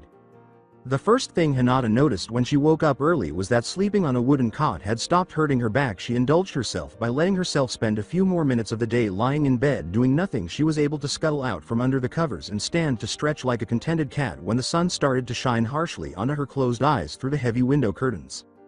She walked to the little bag of clothes at the foot of the bed, pulled out a black t-shirt with a faded gray print of a lion on the front, and pulled her hair up in a messy bun. Although she needed the belt she was able to find at the bottom of the bag to keep the pants on her hips, and it was a little too small for her. At this point, clothes were clothes, and she was thankful to whoever the generous donor was. She barely stopped to brush her teeth and run a quick brush through her hair before putting on her work boots and making her way to the door. At this point, she didn't even want to consider how awful she looked, so she stayed away from the mirror at all costs. After making sure everything was in order, she hurried out into the corridor and shut the door to the living quarters behind her before moving silently into the hallway. With the exception of the distant whirring of machinery and the sporadic firing of a gun from the largely soundproof trial room, the building was eerily silent. Her heart pounded loudly in her ears. She shook her head to dispel the haze, but her hands trembled a little. This was what she had been warned about. The distraction, the unreasonable fears. She could disregard it. She was forced to. With a little shriek, she turned a sharp corner and ran straight into the last person she would have wanted to see out on the street. Unconsciously, she brushed off her bare arms and writhed slightly, uneasy that she had come into direct contact with him. She could at least pretend it was a surprise. "Orochimaru-san, please forgive me," she said, bowing her head slightly and almost whispering. The insults rose from her throat like bile, and she bit her tongue inwardly. His smile barely qualified as a smile. Only quirking up halfway, it resembled a disgruntled smirk or a pitiful grimace. His eyes glistened with annoyance as he said, "Please, Miss Hyuga. The fault was all mine." He then proceeded to walk down the hall to his office. She shuddered inwardly with the other people surrounding her for company. He had appeared much less menacing or when she was holding a gun. She twitched her shoulders to dismiss the encounter, flipped her hair back over her shoulder, and walked down the hallway. Orochimaru hissed under his breath behind her. He turned to face the young girl again and watched her until she vanished around another corner, clearly making her way to the main kitchen. He touched the spot on his forearm where she had touched him, and his eyes narrowed dangerously. He would need to keep a close eye on that one. By the time she had made her way far into the factory, everything was silent save for the hum of machinery. The main operating room was huge, spanning a lot more space than any other room she had ever entered. She was standing on a platform raised above the ground, where a number of night shift workers were still working, and the vaulted ceilings were at least 3 stories high. She followed the path until she came to the office she was looking for, tucked away in a tiny nook between 2 machines. With the exception of a small desk lamp and a computer screen that was lit, the tiny room was dark, with everything glowing subtly on the open door was a sign that simply said, "Be back shortly." In dark red letters the room grew even darker as she quietly closed the door and turned the lock, blocking out the little light that came in from the workroom outside with paper blinds on the door's window. Slipping to the desk, Hinata sat down in the swivel chair and looked at the computer screen. Tiny white letters, symbols, and numbers against a vivid blue background were scattered across the screen. Her eyes widened as she realized that codes were still appearing on the screen. The screen abruptly went dark a few seconds later, as if someone had abruptly pulled the plug. Her face was a frown. She turned back to the desk and started carefully opening the drawers, hardly moving anything to hide her presence. Since it would be too easy to locate them if they were on the server, the files probably wouldn't be there anyhow. Even though Orochimaru was a huge jerk, he was still competent. Not surprisingly, she found his right-hand man's desk completely useless except for a small armchair and a glass-topped side table in the corner beneath a dusty, unused lamp. The rest of the tiny, claustrophobic office cubicle was deserted. After all, it had been a gamble, a very slim one. She ignored the pain in her arm as she made her way out of the office without being noticed and back through the winding hallways to try to locate her cousin. She was pressed for time. The files were everything now that she was forced to use Plan B. Naruto sat down on the neatly mowed lawn and shaded his eyes from the bright sunlight overhead, asking, "Where's Hinata?" It wasn't even 11 yet, and the temperature had risen to what was probably close to 90 degrees. Neji swiftly downed half a bottle of water in one sitting while sitting next to Shikamaru and Shino. He said, panting lightly, wiping some perspiration from his brow, "I decided to let her sleep yesterday. Was bound to have been stressful for her." As everyone fell silent, they heard soft footsteps coming from the gym area. "Hinata." Kiba stood up, despite his sore muscles, and enthusiastically waved to the young lady with a shy smile. She displayed a small basket she was holding. Before long, she was serving food she had brought from the kitchen while sitting next to her cousin in the shade. Before he sat down to eat the sandwich that had been given to him as payment, the short brunette almost gave her a sweaty bear hug. He accepted his share in spite of his courteous protest, saying, "You really didn't need to trouble yourself, Hinata-sama. You're here as a guest." "Yeah, you're injured anyway," Naruto exclaimed as he ate bread and tuna with a muffled cough and a suspiciously red face. She turned away from him. His teeth fell out of his smile. Shino merely nodded his gratitude before tucking into one of the plastic-wrapped bundles. "Thank you," Shino said simply. For a short while, there was silence while everyone ate, with Kiba and Naruto squabbling over the extra food she had brought despite the pull in her chest. Hinata's fair eyes watched the argument solemnly and turned their attention to Sasuke and Shino, who had started a discussion about giant spiders that lived in Australia. Shikamaru raised his hand to cut off the pleasant chatter as one of the numerous gadgets on his person dinged loudly. He started reading from the phone's screen. "To my friends, I hate to ruin your morning, but I need your help because one of my rivals is getting better. And his well-being is of the highest importance. Forever." The young genius muttered idly, "I doubt you want to hear the coordinates and building blueprints, but it keeps going. So soon too troublesome." Neji got up and assisted Hinata in standing up as they said goodbye to their plans for a lazy afternoon. Everyone started to gather up the trash and the remains of their picnic. "When do we leave?" The last person awake was Shikamaru, who was already planning while still engrossed in the remaining text on his phone. Something inside Naruto winced with anticipation as he said, "Noon, apparently." The ballroom ceiling was nearly as high as Hinata's heels. A sharp pain ran up her legs and down her back with every step she took. Her butt looked nice, at least, thanks to the damn things. Shino had one hand firmly grasped in hers and the other leaned comfortably against her lower back. To the slow waltz that was playing, they gracefully twirled together in time.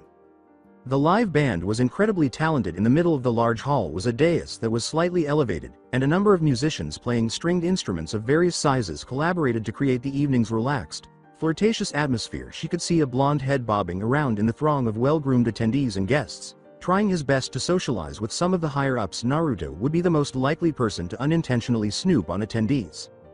She reached up casually, as though to scratch an itch, as the receiver concealed in her earring buzzed softly in order for her much taller date to hear the conversation as well. She turned on the speaker and leaned in to rest her head tenderly on his shoulder. She acknowledged with a slight mental groan that Shino still had a few inches on her despite her stilettos while she listened to the message. Everyone else around them continued as usual, utterly unaware. The poor speaker pinned in her ear made Shikamaru's voice tinny. "Everyone is in place, but there still hasn't been any sign of the target. You'd think the bastard would make an appearance at his own ball," he said with a sneer. The youthful genius ended the conversation. With hundreds of people dancing and drinking the night away, Hinata looked around once more, surreptitiously looking for a glimpse of red hair. The event was sufficiently elegant, with men wearing tuxedos, women wearing ball gowns, and even some young girls dancing with boys wearing hats and suspenders while wearing glitter-covered dresses and plastic heels. One wall was completely covered in maroon velvet curtains that reached the ceiling. On the opposite side of the room were enormous windows that opened onto balconies overlooking the fountain and gardens. The rounded dome ceiling was covered with an intricate and exquisite mural of angels and soldiers at war. She let Shino guide her from the dance floor to one of the tables. After properly hiking up the edge of her dress, the mistreatment of her shoes was causing her feet to scream far away. She heard Naruto's booming laugh over the din, and she gave herself a small smile. The music began to fade and the crowd became quiet. Just a minute after she had taken her seat, their gracious host had finally arrived, as indicated by the faint sound of a utensil clinking against a glass. The spotlight that was suddenly illuminating the dais in a purple glow was emphasized by the dimmed lights, which created an almost romantic atmosphere. During the change, the musicians had moved, leaving two dashing young men to stand next to the instruments on stands. The blonde took the lead, his hand almost protectively clutching the shorter redhead's. His suit was dark navy, and his bow tie was a stylish blue and purple plaid. He had long, feminine hair with pin-straight bangs that covered one of his blue eyes. He grinned and waved his arms, one hand still clasped to the young man's, who appeared bored. He winked at his partner and said, "Welcome friends, family, esteemed guests. You'll have to excuse our tardiness. Yeah? Got a bit sidetracked?" All the redhead could do was roll his eyes. He pulled his partner off the stage and gestured for the musicians to return to their instruments while bowing slightly. It was the couple who started dancing again first. Soon after, more people joined in, and within a few minutes, a sizable crowd was gathered beneath the multicolored lights. She looked up into stunning blue eyes as a hand landed on her bare shoulder, drawing her focus away from the celebration. Shino appeared to have abandoned her in order to try to extract money from some of the wealthy investors present. With a dazzling smile that was as radiant as a sunset, Naruto extended his hand to her. After hesitating, Hinata asked, "Would you like to dance?" and then got up to walk across the room while holding his fingers lightly. She could sense the strain in his posture, the muscles taut beneath his skin. Even as they started to sway to the music, he was very careful. Their target was talking to a short Asian man wearing a black suit and tie, and had ceased dancing with the man who had not yet released his hand. For a few seconds, she watched him over Naruto's shoulder, urging him to move away from the blonde man. He looked up and around as if he could feel her eyes on him, and then her own honey-colored eyes briefly met hers. At that precise moment, Naruto dipped her dramatically, causing her to frantically grasp at his shirt collar with a feminine squeak. With a delicate spin, he pulled her back up, and then she was flushed against his chest, her cheeks burning from the intense flush. He gently pressed his cheek against hers as he leaned closer. She simply nodded stupidly at his closeness. "He almost caught you. Can't have him getting suspicious, can we?" she asked. He finally ditched his buddy. "Looks like he's over talking to the kids." Through a gap in the crowd, Naruto was able to meet Gaara's eyes and give her a slight nod, to which the little redhead returned the smirk. Now that they'd all managed to sneak into the extravagant gathering, he was happy to let Gaara start stage 2 of the plan. He turned back to his still flushed dance partner and gazed down into her eyes. Admittedly, he had gathered as much information as he could from every business executive. In a gesture of mild gratitude, his tanned hands smoothed over Hinata's ivory, satin dress waist. The subtle brace that was placed over the curve of her elbow did not cover the dark purple splotches on her bruised arm, so makeup was applied to cover them up. It was a much less serious injury than first believed, and it had mostly healed in the last few days, leaving behind unsightly bruises and sporadic aches that seemed to be caused by the flu. With the exception of a small amount of lace that rimmed her collar and extended into off-the-shoulder sleeves that delicately cupped her arms, her shoulders and back were largely bare. On this mission, Orochimaru had really gone all out, getting the dress and shoes for Hinata as well as custom suits for himself. Shino and Sasuke. Gaara had also been forced into a dark red tie, black dress shirt, and slacks. This was no cheap endeavor. This Sasori guy must truly need to be looked after.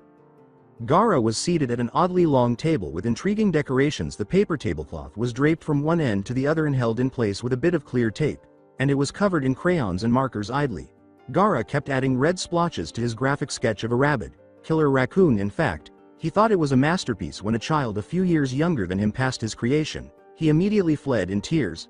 "Baby." He looked up, just managed to catch Naruto's slight nod, then put his incomplete piece of art aside and hurried toward the target. He had to follow a plan other than stab and run, for once, and even though he looked good, with all of his piercings gone and his tattoo expertly hidden by makeup, innocence was not his strong suit. He could at least pass for a deaf child without any effort that usually made adults cry uncontrollably. With the help of his hearing aids and a hurricane strong will to keep his typical frown off his face, he was able to bump his shoulder realistically against Sasori's hip and fall to the ground. He bit the inside of his cheek so hard that blood gushed out of it, forcing tears to his eyes, and looked up at the older man, doing everything in his power to appear a few years younger than he actually was. Gaara looked completely pitiful, with green eyes watering and a little blood dripping onto his quivering lips. When his blonde date saw the situation, Sasori's expression softened and he hurried over. "Are you okay? Yeah? Whoa, he's bleeding. Sasori-dana, what the hell did you do?" he asked, using a stolen cloth napkin from the closest table to gently wipe Gaara's mouth before reaching out to help him up. The urge to bite the blonde was resisted. "Shut up, Deidara. I didn't mean to. It was an accident, right kid?"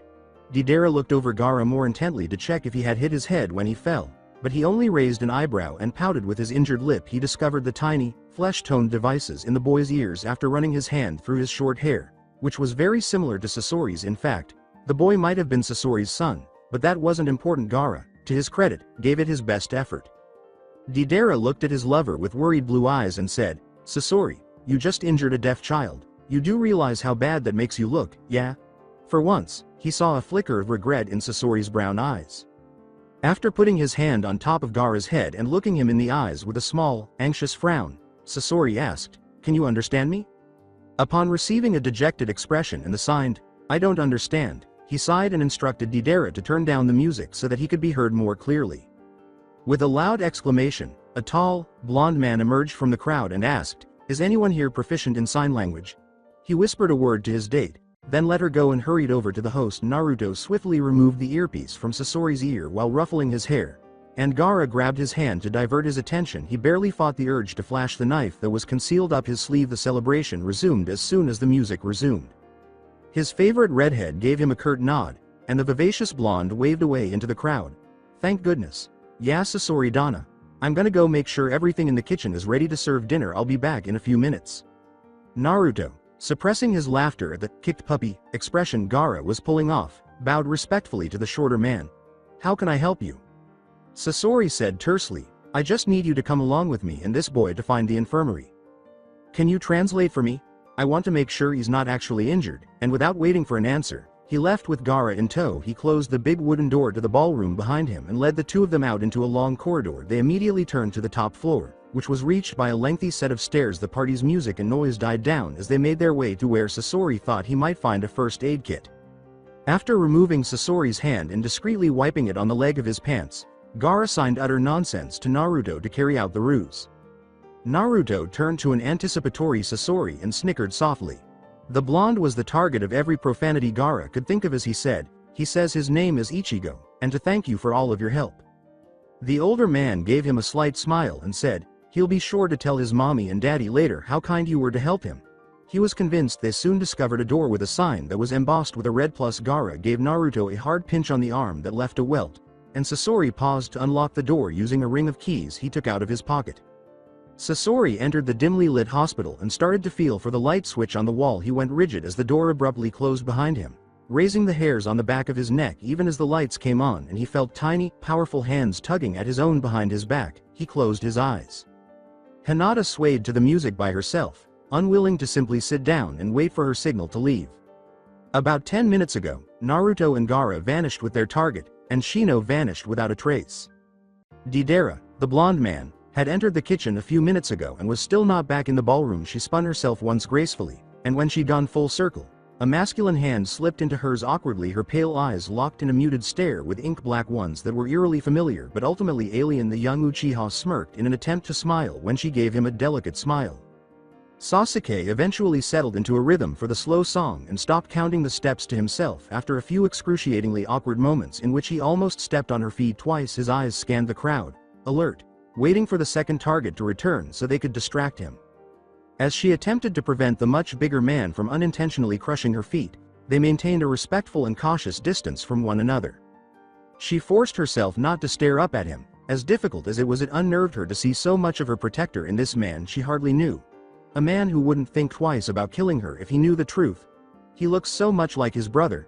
Her chest hurt from her heart. The faint smile he gave her was made all the more attractive by the purple lights that poured down on them. Although he was attractive, she didn't think he was as good as the person she loved.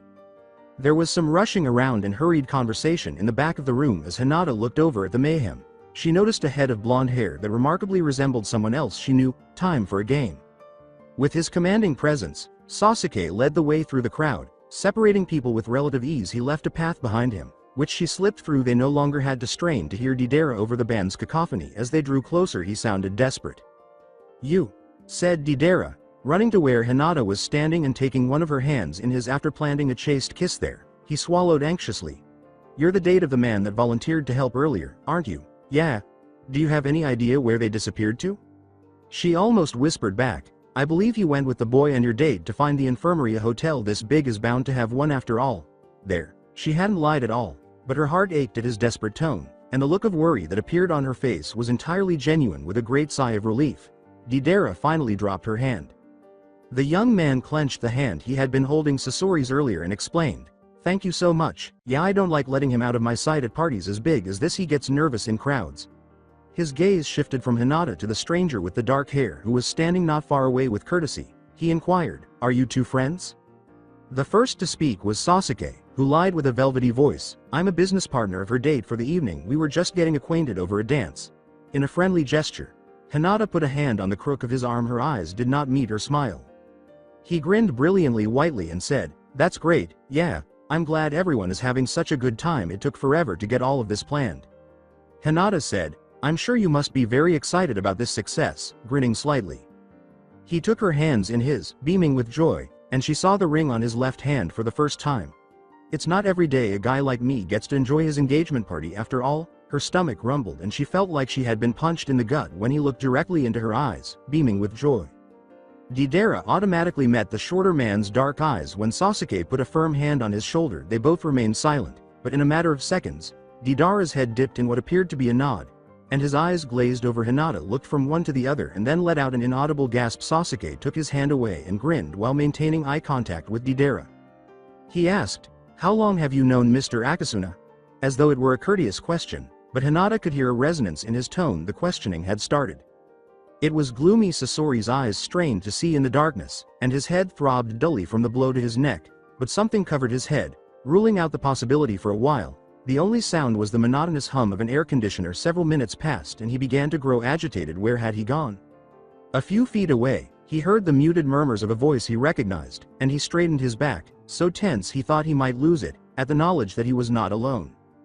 "Welcome back to the world of the living," Naruto grumbled unhappily, placing his hand on the counter he was leaning against. He switched on the speaker in his ear when a blade pricked Sasori's neck. He instantly stopped trying to move his arms against the restraints holding him down. He fought back the bile that rose in his throat as the smell of blood reached him. The tight rope around his neck bobbed against his Adam's apple. He was proud of how firm his voice was when he asked, "What do you want?" With a laugh, Naruto gestured for Gaara to remove the cloth from his head. The restrained redhead blinked away his tears as bright fluorescent light filled his eyes. Grinning and stroking his hair, the blond man started to pace slowly to his right. "Nothing in particular, I guess." If Sasori was right, he could hear an American accent that had been covered up earlier. These men were who?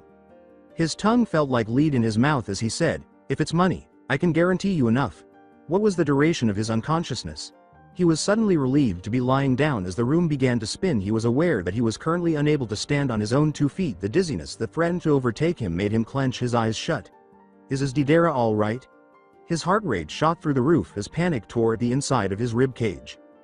Naruto simply grinned broadly and shrugged his shoulders.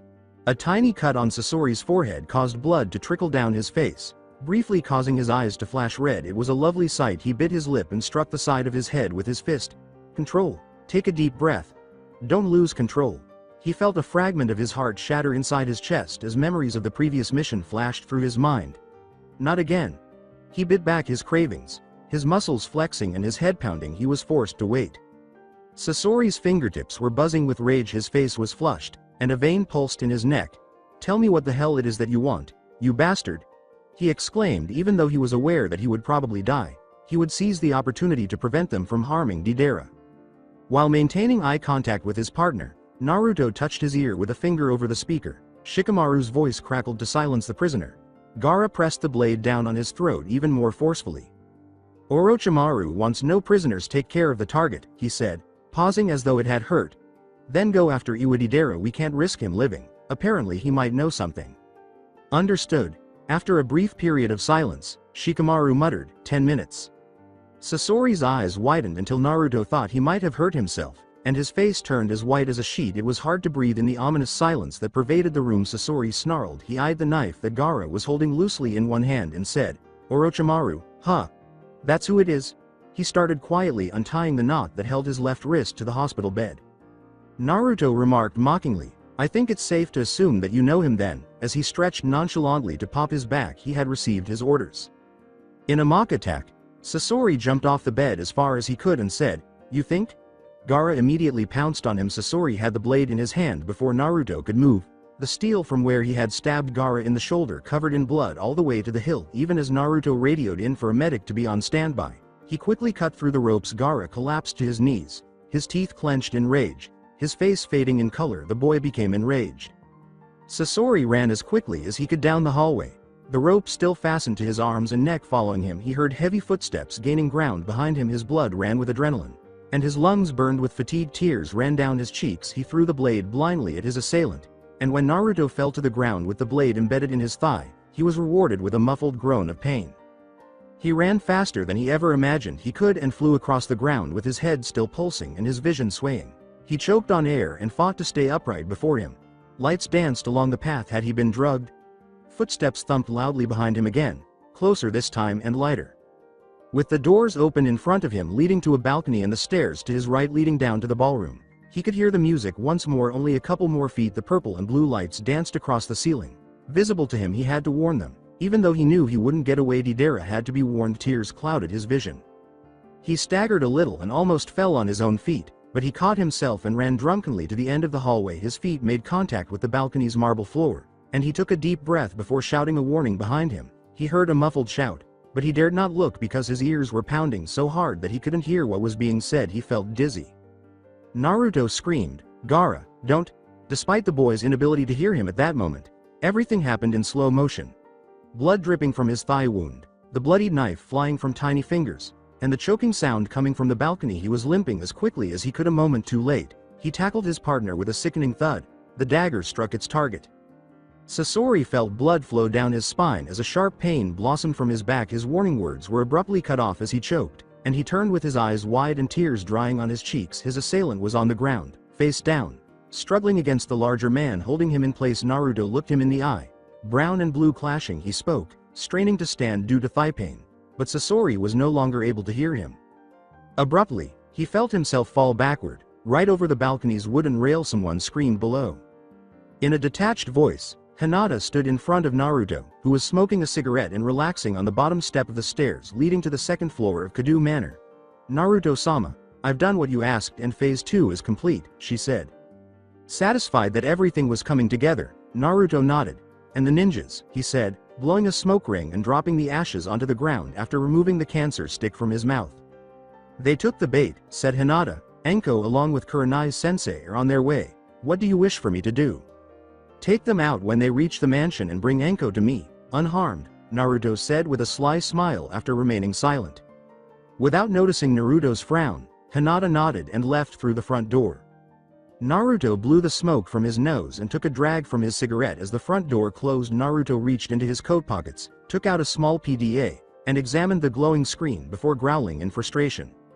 While he hurried to Kadu Mansion with his group, he couldn't help but feel uneasy about the name as they leapt through the trees. The name itself was familiar, but he was certain that he had never heard it before. He made one final leap before following Sakura and Sasuke, and he landed by the open front gates of Kadu to find a startling scene. He squirmed a little as he accidentally slid his arm against the side of a tree. Kurenai, the Genjutsu mistress, and her pupils Shino and Kiba were unconscious on the ground. Seeing that Anko was gone, Kakashi hurried to the Jonin and knelt down next to Kurenai. Kurenai's ruby-red eyes popped open as she was prodded awake. What? Kakashi? She asked in a daze before leaping to her feet and almost tripping Kakashi. Anko! She exclaimed, scanning the area. Kakashi got up and went to calm Kurenai after observing his students getting up. What happened? He asked. Kurenai faced him. Flashback. Sensei, watch out. Kurenai avoided a flying roundhouse kick by rolling to the side. She rolled to a halt, retrieved a kunai from her pouch, and prepared to battle. The sight of the woman in the cloak made everyone tense before anyone could take action. However, the woman charged forward and began battling them with a flurry of punches and acrobatic kicks, gradually defeating every ninja. Kurenai was the last to fall, and she watched in terror as the woman approached slowly. While brandishing a kunai, she heard the sound of pained grunts and clenched her eyes, waiting for her life to end. When she opened her eyes, she was startled to see her opponent clutching her head and wailing in agony. "You have to come with me, Anko-san," was the last thing she remembered, followed by the woman ceasing to scratch at her head and then recalling Kurenai, kicking her in the head to knock her unconscious. End of flashback. Both agreed. Though it was not expressed the masked woman had to be rescued, they were shocked to discover that none of them had any serious injuries after examining the genin. Their bruised pride was the only issue. "Let's go, we're running out of time," Kurenai said hastily. They ran across the messy yard to the door, which was propped open. The 6 ninjas hurried through the door, almost ripping it from its hinges, without giving it any thought. The woman in the cloak stood there facing away from them. They all drew their weapons and kept them ready, keeping a safe distance. Kakashi stepped forward and said, "Where's Anko?" in a cool but menacing tone. They tensed as the woman turned slowly, and they were perplexed when she remained silent instead of attacking. He almost screamed, "Where is she?" and took another menacing step forward. "You haven't changed one bit." When they reached the top of the stairs, everyone jerked and gaped at the person. Uzumaki Naruto was standing there looking magnificent in his black outfit. Keep in mind that he is wearing the same attire as Wesker in RE5. "Naruto, you're alive. You really believe that falling off a bridge would kill me?" inquired Naruto, grinning, as he walked slowly down the stairs. A kunai was launched at Naruto by Kiba, who was furious with him for the events on the bridge. The masked woman blocked the path and caught the first kunai, but the second one struck him in the face. Silence reigned as the metal mask fell to the floor and Hinata used her free hand to cover her face where the hood failed. "I would expect you to be happy to see us," Naruto said with a sly laugh as he stepped off the bottom step. "Yes?" Kurenai asked quietly, encapsulating everyone's perplexed thoughts. "One big family reunion," Naruto said, stepping behind Hinata and drawing back her hood as he laughed once more. Everyone was shocked once more. Hinata?" Kiba stepped forward, lowering his blade. Hinata stepped forward and held her head high as the hood came off, something she rarely did. Hinata grabbed the front of her cloak and slung it, tearing the fabric and tossing it aside. Everyone was in awe of her attire. Kiba, Shino, and even Sasuke, who didn't believe it, thought she was attractive, especially considering the size of her chest. Wearing purple arm guards and a long black-sleeved, skin-tight spandex suit, she wore purple heels, and her thighs were the same color from top to bottom. A pair of short katanas, about 1.5 feet long, were strapped to both of her hips. However, what shocked them the most was the emotionless and icy expression in her eyes. He said, "Hinata, it's me, Kiba," as he moved in closer and made contact with her. Hinata leapt forward with tremendous force, kicking Kiba in the ribs once more. However, rather than leaping back, she flipped in midair and stomped down on his stomach, sending him thumping loudly to the ground. Hinata flipped high into the air and landed next to Naruto. Kurenai glared at Naruto while helping Kiba up, saying, "So you kidnapped Anko for betraying you and brainwashed Hinata for knocking you off the bridge." "Betrayed me?" asked Naruto, raising an eyebrow before he erupted in a savage laugh. "You think she betrayed me?" he asked. The 3 thuds that came from behind Kurenai and Kakashi took them by surprise. As they turned around, they saw something even more startling. Shino, Sakura, and Sasuke were all lying on the ground with snakes wrapped around them, serving as a sturdy living rope. Anko was standing behind them, her face plastered with a look of childish delight. Anko, what are you doing?" a shocked and heartbroken Kurenai asked. "Hi Kurenai-chan," she waved as Anko gave her a silly giggle before tossing them over and landing on Naruto's empty side. Kakashi demanded to know, "What's going on here?" Naruto brushed his hair with his hat. "You're such a fool, Kakashi, didn't you always saw? Look underneath." The underneath, all of this was just an elegant setup. "Didn't you find the name of this manor strange? Kadu means vortex, and what's another word for vortex?" In Kakashi's mind, whirlpool, as in Uzumaki, suddenly clicked. Smiled. "Took you long enough, but let me ask you another question. Why would I give someone a scroll with that much information on it? You went on missions with me. You should know that I would only tell you the minimum amount of details until it was time. Besides, why would I want to spread my virus where it could easily be taken and studied?" You mean to tell me that you never intended to turn everyone in the whole village into one of those monsters?" asked Kakashi. Kurenai interrupted Naruto before he could respond, asking, "Anko, why would you betray Konoha?" Anko's childishness vanished completely. I was never a part of Konoha ever since Orochimaru went rouge. Everyone sees me as him, calling me names and treating me as if I had the plague. Naruto-kun was the same way, but he chose to do something about it and I'll follow him to hell and back. Anko. Listen to yourself. Do you even know what you're saying? What did he do for you to follow him so blindly? Anko shouted. He gave a damn. Interrupting her and causing her to jump. He watched over me and saved my life while you were playing grab ass with Asuma. The very same day you promised to help me train. Kurenai cast a shamed glance down, but Naruto regained control of the situation before they could proceed. As informative as this is, I think we need to get back to the point, but I'm feel lazy right now and don't feel like explaining anything. The odds are fair and I want to fight.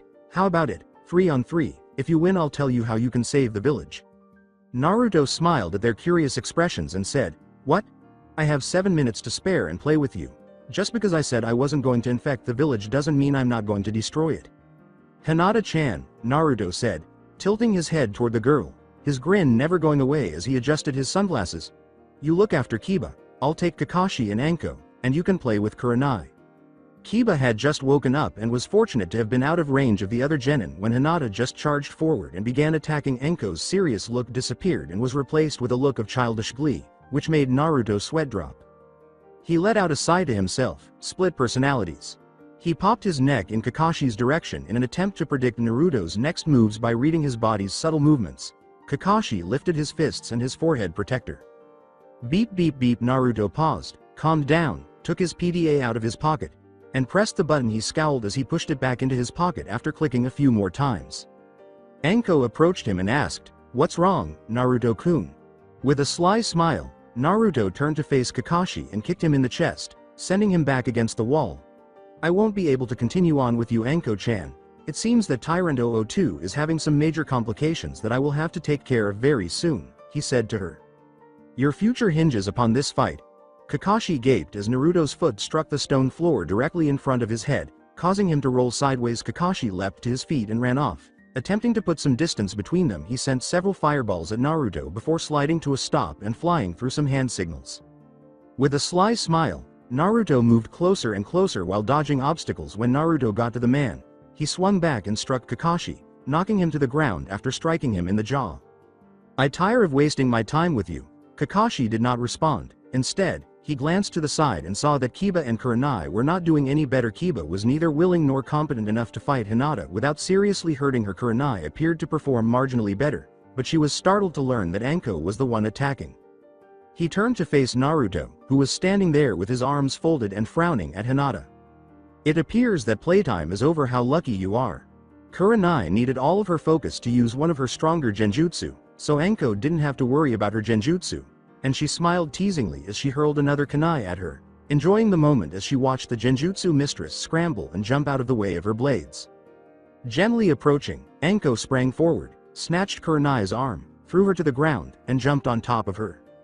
Anko was a more well-rounded ninja who trained in all fields but found her calling in torture and interrogation. Kurenai, a genjutsu mistress who focused primarily on her genjutsu rather than her physical strength, struggled against Anko, who had a death grip on her wrists with one hand but was regrettably unable to break free.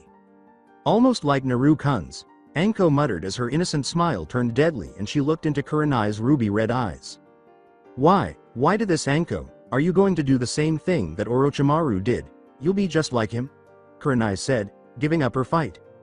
Kurenai's hands were raised over her head and held to the ground as Anko growled, you talk about my betrayal like you some sort of saint. You pathetic, a pathetic lil hypocrite. What slap are you? Kurenai gazed in disbelief, hardly registering the searing pain in her cheek. She noticed that Anko had her free hand raised in the air, preparing to slap her once more, as she looked up at her. What kind of fool do you take me for? She responded, do you know how much it hurts to know that the person who was supposed to be your best and only friend is spying and reporting everything that I do to the Hokage and council? His eyes widened. How, Anko? You have to understand, the Hokage was worried that you would snap and kill everyone. I only did it because I cared. So calling me too untrustworthy to be promoted was because you cared? Anko demanded, releasing her grip on Kurenai's wrists and putting her hands around her neck. No, it was because of the Sea Curse seal. ITR trusted you completely, Kurenai said, gasping as her vision became blurry and she struggled to remove Anko's wrists. She heard Hinata scream just as her vision went black. When Hinata threw him to the ground, Kiba grunted in agony and screamed, "Ah!" As he felt a sharp pain in his shoulder, he slid closer, winced as he looked at Hinata, who was holding the handle of her short sword. "Stop this! Hinata, answer me," he begged, reaching for the tip of her blade to try to prevent it from piercing deeper. "Hinata, please. Snap out of it, it's me, Kiba." "No, I'm hurting, Kiba-kun. I need to stop myself," Hinata said in her mind as she froze, turning her head slightly and dropping her other unused sword. "No, no, no, no, no, no," Hinata chanted in her mind as she shakily released the handle of the sword she had used to stab Kiba and began to take jerky steps back. She grabbed her hair, threw back her head, and let out a scream that made everyone look at her. Hinata slowed her breathing and fell to her knees. Kiba slowly dropped to his knees and walked over, assuming she had calmed down. He extended his good arm to her and said, "Hinata?" Hinata reached out slowly and took Kiba's hand, squeezing it firmly. "Hina ohf," Kiba moaned as Hinata sprang forward, leapt over him, locked his arm behind him, and smashed his face against the ground. With a sudden appearance, Naruto said, "Nice move, Kiba, and now that your teammate is here, I'll leave you two to catch up." Naruto started to leave, his heavy boots resonating throughout the room as he turned around, his coattail fluttering behind him. "Please, Hinata, pull yourself together. Wake up, please. I love you," he screamed. Hinata began to shake and toss her head back and forth as she lurched away from Kiba. Naruto pulled out his PDA and said, "Remarkable." Still resisting at such an advanced stage, he pressed a few buttons, causing the screen to turn red. Then Hinata screamed, "Ah," and dropped to her knees, clutching her chest. "Commendable, yet futile," was Naruto's comment as he dropped the PDA into his pocket and stepped aside, with Anko landing near him. Kiba watched in horror as Hinata slammed her head against the floor and clawed at her chest. He jumped, fell to his ass, and clambered to his feet as Kakashi landed next to him. As he walked up the stairs with Anko by his side, he said, "No more time for games, Kakashi, I've got work to do. Have fun watching Hinata suffer." Kiba growled and ran after him, saying, "Wait, what did you do to her?" Naruto interrupted him by giving him a backhand, causing him to fall to the ground close to his sensei, who was shifting her head back and forth while sporting a huge hand-shaped bruise on her throat. Looking at Anko, who smiled sheepishly at Naruto, he asked, "I thought you were going to kill her." "I thought I did." She closed her eyes and stopped moving, he replied. Naruto turned and walked back up the stairs, shaking his head. "Aren't you worried about that thing being ripped off, Hinata?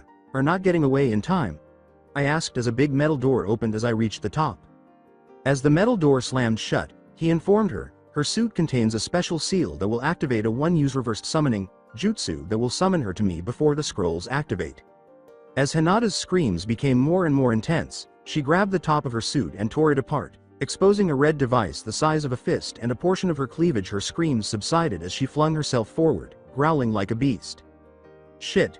I can't believe he still has that P-30 shit. I thought he destroyed it all." Kakashi's eyes widened when she saw the red device, which explained a lot, including how she was able to have such amazing strength and perform such amazing moves. "Sensei. We'll take care of Hinata while you and Kurenai pursue them." He turned to see Kurenai massaging her neck and all of the genin standing behind him with resolute expressions on their faces. He nodded, looking between them and Hinata, saying, "All right. Try to take off the object on her chest instead of killing her." He turned to Kurenai and said, "That should get her back to normal. Let's go," he said. They both fled in the direction of the stairs, avoiding Hinata's assault. "How can we get the door open?" Kakashi put his palm on the door, which rumbled and slowly slid apart as he ran through some hand seals, ignoring her question. "What did you do?" Seeing Kurenai, Kakashi replied, "Naruto taught me how to open the blast doors in our last base when I became his second in command. I didn't know if it would work or not, but it was worth a shot." Anko stood to the side, his eyes wide with wonder, shock, and lust. Naruto snarled and dropped a big, ice-covered arm over the rails. After passing through the metal doors, they entered a small, dark hallway with another metal door at the end that led to a small, empty room. Naruto pressed a button on the wall to cause the room to lurch and begin moving downward, which made Anko feel nauseous and a little green. Both of them went wide-eyed when the door opened. Anko because of the size of the ice-covered room and Naruto because the large room was covered in ice and the test tube containing the second tyrant, or TOO2, was broken and empty. Naruto crossed his arms and sighed in frustration as he looked down at TO2's shattered body. He detested it when his experiments didn't work out. Though technically this tyrant was actually number 3, he simply called it TOO2 to avoid any issues. TOO2 was his attempt to give his tyrant elemental powers, including the ability to control ice, by fusing its DNA with that of the ninja and using some of the blood he had extracted from that boy Haku's body. TOO2 didn't look any different from the first tyrant in terms of size or shape, but its skin took on a light blue hue, and parts of its body, such as its arms, claws, legs, and parts of its chest, were covered in ice. When the frustration finally got to be too much, Naruto yelled loudly and kicked the big, icy body, sending it flying across the floor, colliding with the metal guardrails and toppling them. Anko said, "Feeling better, Naru-kun," as she slowly moved away from the wall and toward him. After sensing his anger subside, she hugged his arm and crushed it between her breasts. Naruto nodded, seemingly unfazed by the soft flesh that encircled his arm. "Yes, Anko-chan, I feel better now," he said to her as he moved forward. Anko remained by his side, smiling contentedly and refusing to let go. "Did you manage to obtain what I requested?" He paused at the railing's edge and looked down before asking. Anko nodded, releasing his arm as she reached into her concealed weapon pouch and took out a scroll. "Of course I got it, Naru-kun," she said, removing it from Naruto's grasp as he reached for it. "But what do I get in return?" Anko said in a husky voice, smiling as she glanced at him through half-lidded eyes. "Oh, I don't know," Naruto said, raising an eyebrow and giving her a blank stare before putting one arm around her waist and drawing her in close. "What would you like?" Anko, who had been harboring strong feelings for the younger man, whose arms held her close to his body, blushed at the proximity of the two of them. She hadn't suspected this, but she wouldn't complain. She also had a number of wet daydreams about him.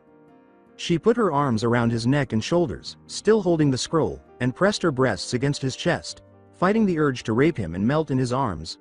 "Oh, I can think of quite a few things," she said. Naruto smirked as he moved his face closer to hers. He stopped an inch from her lips and covered them with his gloved finger, effectively stopping her from speaking further and causing Anko to groan in disappointment. "I was so close," she sobbed in her head. "We'll have to finish this later. I sense Kakashi and Kurenai coming near," she replied. She growls and asks, "Want me to get rid of them?" "They always interrupt me," she says. Naruto sang, "No, I will take care of them. I want you to go to the observation room and put the computer on standby. Then fill a few test tubes with TO2's blood for research and destroy the body." Anko released Naruto and moaned, "Ah, but I wanted to fight," crossing her arms and pouting like a child. However, she abruptly stopped when she saw the look on his face, and after giggling uneasily, she turned and fled to the observation room. With a cigarette hanging loosely from his lips, Naruto stood by the rails, gazing over the ice-covered room. He flicked the half-finished cigarette over the edge and onto the burning body of TOO2 before leaning against the rails and listening to the familiar rumble as the metal elevator doors behind him opened. He cleared the last of the smoke from his lungs as he heard the quick footsteps behind him. "Naruto, your plans are complete," Kakashi was called as he stopped suddenly while brandishing a kunai. "There's no way out this time," Kurenai said, stopping a second after him and brandishing a kunai. "You two never get tired of failing at your mission, do you?" As Naruto pushed himself off the rails and brought his arms to his sides, he asked in a chilly, dark voice that reverberated off the walls. He said, "You've really become quite an inconvenience for me," as he reached up and removed his glasses with both hands. Naruto looked up and threw his glasses quickly behind him, surprising them both. Just before it struck him, Kakashi grabbed the mirrored sunglasses and gazed at his startled reflection. After throwing the glasses, Naruto turned and hurried them. He grabbed Kurenai's arm and snatched the glasses from Kakashi's shocked hand. Then, pulling her forward, Naruto turned and used his momentum to elbow Kakashi in the ribs, knocking him back and into the wall. Naruto then turned back to Kurenai and painfully twisted her arm before flipping her onto her back. Naruto slowly put on his sunglasses again to hide his crimson cat eyes as he turned away from them. When Kurenai threw a kunai at Naruto, Kakashi waited until he regained his position and rushed forward to try to tackle him. Kakashi stood up, reached into his weapon pouch, and began throwing a kunai at him, but Naruto blurred out of the way like any other long-range attack. With a barely audible grunt, Naruto dug his heels into the ground, bringing them both to a halt as Kakashi's shoulder struck his stomach and began pushing him back towards the rails. Naruto grinned and cocked his head to the side before kneeing Kakashi hard in the stomach, releasing his hold, then elbowing him in the back, putting his arms beneath the man's shoulders, and hurling him against the rails. Through a few seals and a slight cough, Kakashi demonstrated why he was Leaf's ninjutsu specialist. "Haitama no jutsu," he yelled, launching a tiny but swift ball of flames at Naruto, who began to backflip in Kurenai's direction to avoid it. Naruto approached the woman, seized her arm once more, and utilized her as a human shield. What's the reason behind this? When you destroy this village, what do you achieve? Kakashi demanded. With a gloomy expression, he peered over Kurenai's shoulder and said, humans get closer to self-destruction every day. I'm saving the world, not destroying it. In order to allow Kakashi to lunge forward with a kunai, Kurenai threw her head back, surprising Naruto by hitting him in the mouth. She then withdrew from him. Naruto dodged beneath the blade and gave Kakashi a double-over punch to the stomach before launching him into the air with an uppercut. When he rushed towards Kurenai, Naruto yelled, Kai, and sent out a huge wave of chakra, breaking her genjutsu before it even began and dropping her in the face. After standing and positioning themselves next to each other, Kakashi and Kurenai rushed forward once more. They were taken aback when Naruto grabbed both of their arms, twisted them together, leapt over them, and threw them over the rails and onto the ground below. Kakashi stood up slowly and gave Naruto a fierce look. I will stop you, he said, assuming a defensive stance. Naruto laughed and said, I don't know where you get your confidence, Kakashi, before the room began to flash red. It seems as if the scrolls have activated, Naruto commented. I'll let you in on a little secret. The scrolls that I've had placed all around the village are Harumagurden scrolls. Are you crazy? Kakashi gaped when Kakashi asked, how does it feel for your own creation to destroy a whole village? Hundreds of agony-filled cries will fill the air before being silenced forever. Naruto laughed and ignored him. Kurenai questioned, what is he talking about, Kakashi? The Harumagurden scrolls are what guaranteed my position in Leaf. It's like a massive explosive node with the power to destroy anything caught in its blast range. What is the size of the blast range that we are discussing here? Kurenai questioned, looking at Kakashi, who mumbled something under his breath. What was that? I said 1 mile. A mile, she yelled. What were you thinking, and how in the hell did you test it? Kakashi muttered, well, let's just say that the lake just outside Konoha wasn't always there. Taking advantage of their ignorance, Naruto turned on his heel and walked away, sweating, and when he reached the elevator doors, he stepped in and pressed the button to go upstairs. Hinata repeatedly chanted, no no no no, and then she sank to her knees, tugged at her hair, clenched her eyes shut, and began to whimper softly. Naruto moved up behind her with a menacing grin and said, oh, how does it feel? How does it feel to know that you had a hand in ending hundreds of lives? He asked, stepping around her and bending down to raise her head. Hinata jerked away, squeezing her eyes shut and vigorously shaking her head from side to side. Face it, no matter how you look at it, you're still a murderer, he said as she stood back up. You can deny it all you want, but in your heart, you loved destroying this village. Subconsciously you enjoyed helping me end the lives of these villagers in a bright flash, he said, gesturing around the ruins of Raku and Shi. You enjoyed it all, forcefully taking lives, causing total mayhem, and this. No I didn't, she turned to the ground and cried, I'm nothing like you. With a dark chuckle, Naruto smiled and said, really? He asked. I'll tell you a little secret. The applicator gave you so little P30 that I was unable to give you direct instructions, just suggestions. Things that you did without hesitation or complaint. Do you recall? With shocked, horrified, and incredulous eyes, Hinata's head jerked up. Yes, you secretly despise the world and all of its worthless garbage, as well as your father, sister, sensei, Konoha, and most importantly he squatted next to her, his face inches from her ear, and whispered, Kiba. I love him and he loves me, she whispered, no. Naruto sneered, stepped back, and adjusted his glasses. Please, if you think that his little show of so-called affection meant anything, then you are a bigger fool than I thought. You humans would say anything in the face of death just to prolong your meaningless existence, he said. With every word he said, Hinata's eyes began to well up with tears, and the more she heard, the more difficult it became for her to believe him. Her chest trembled as her sobs grew louder and stronger, and all she wanted to do was curl up on the ground and cry. Why you're wrong, I, and no he, we genuinely yelled, trying her hardest to ignore him and not believe a word of it. Slowly, he said, such ignorance, how human. The Inuzuka clan would only accept a strong mate to produce strong offspring, and the last time I checked, you couldn't handle seeing a puppy get kicked. He only said those things to you because he knew it would prevent you from killing him, and the only reason you did stop was because you made yourself believe it. Just as Anko appeared a few feet away in a puff of gray smoke, covered in blood and wielding a bloody kunai, Naruto halted and turned to the side. Naru-kun? Observing the sobbing indigo-haired girl at his feet, she asked. Naruto ignored her inquisitive tone and said, is it finished? She pointed to the blood-stained weapon in her hand and replied, "Yes, but the few who went with the Konoha ninjas escaped, the ones who didn't were taken care of." He told her, "Good, I'm almost done here," and turned back to Hinata.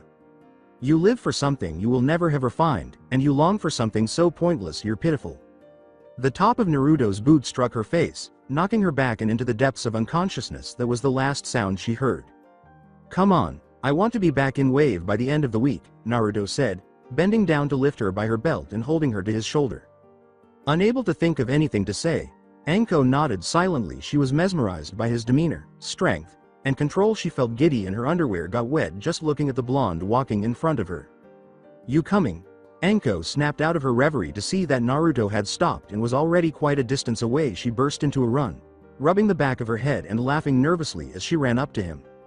After 3 days, Sarutobi listened to Kakashi's report and sighed. "I see, you're dismissed," said the elderly Kage, breaking the tense silence that had been between them for a few seconds.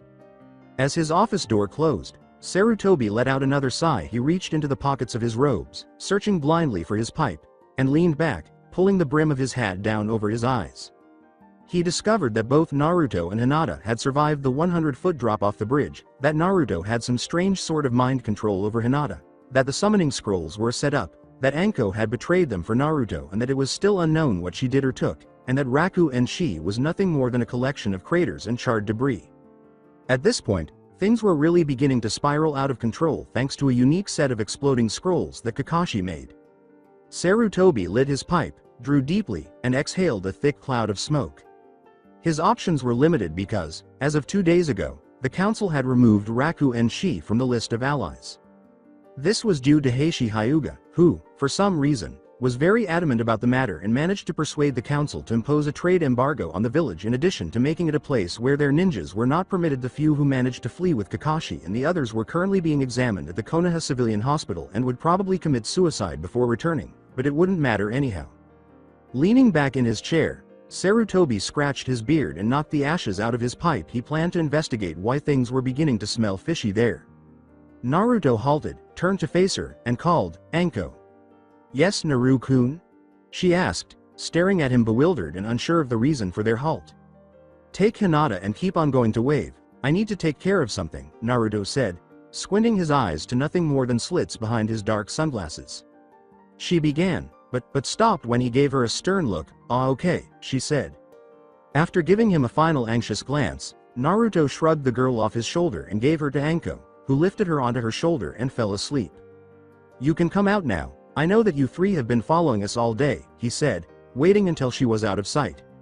From the tree line, he heard a woman curse, "Shit, I told you that we shouldn't have gotten so close, shithead." A male voice chastised, "Ladies shouldn't talk like that to Yuya." "Fuck you." 3 individuals leapt from a tree and landed on the path ahead of Naruto, causing his eye to begin to twitch. A rather large boy with an orange mohawk was the first.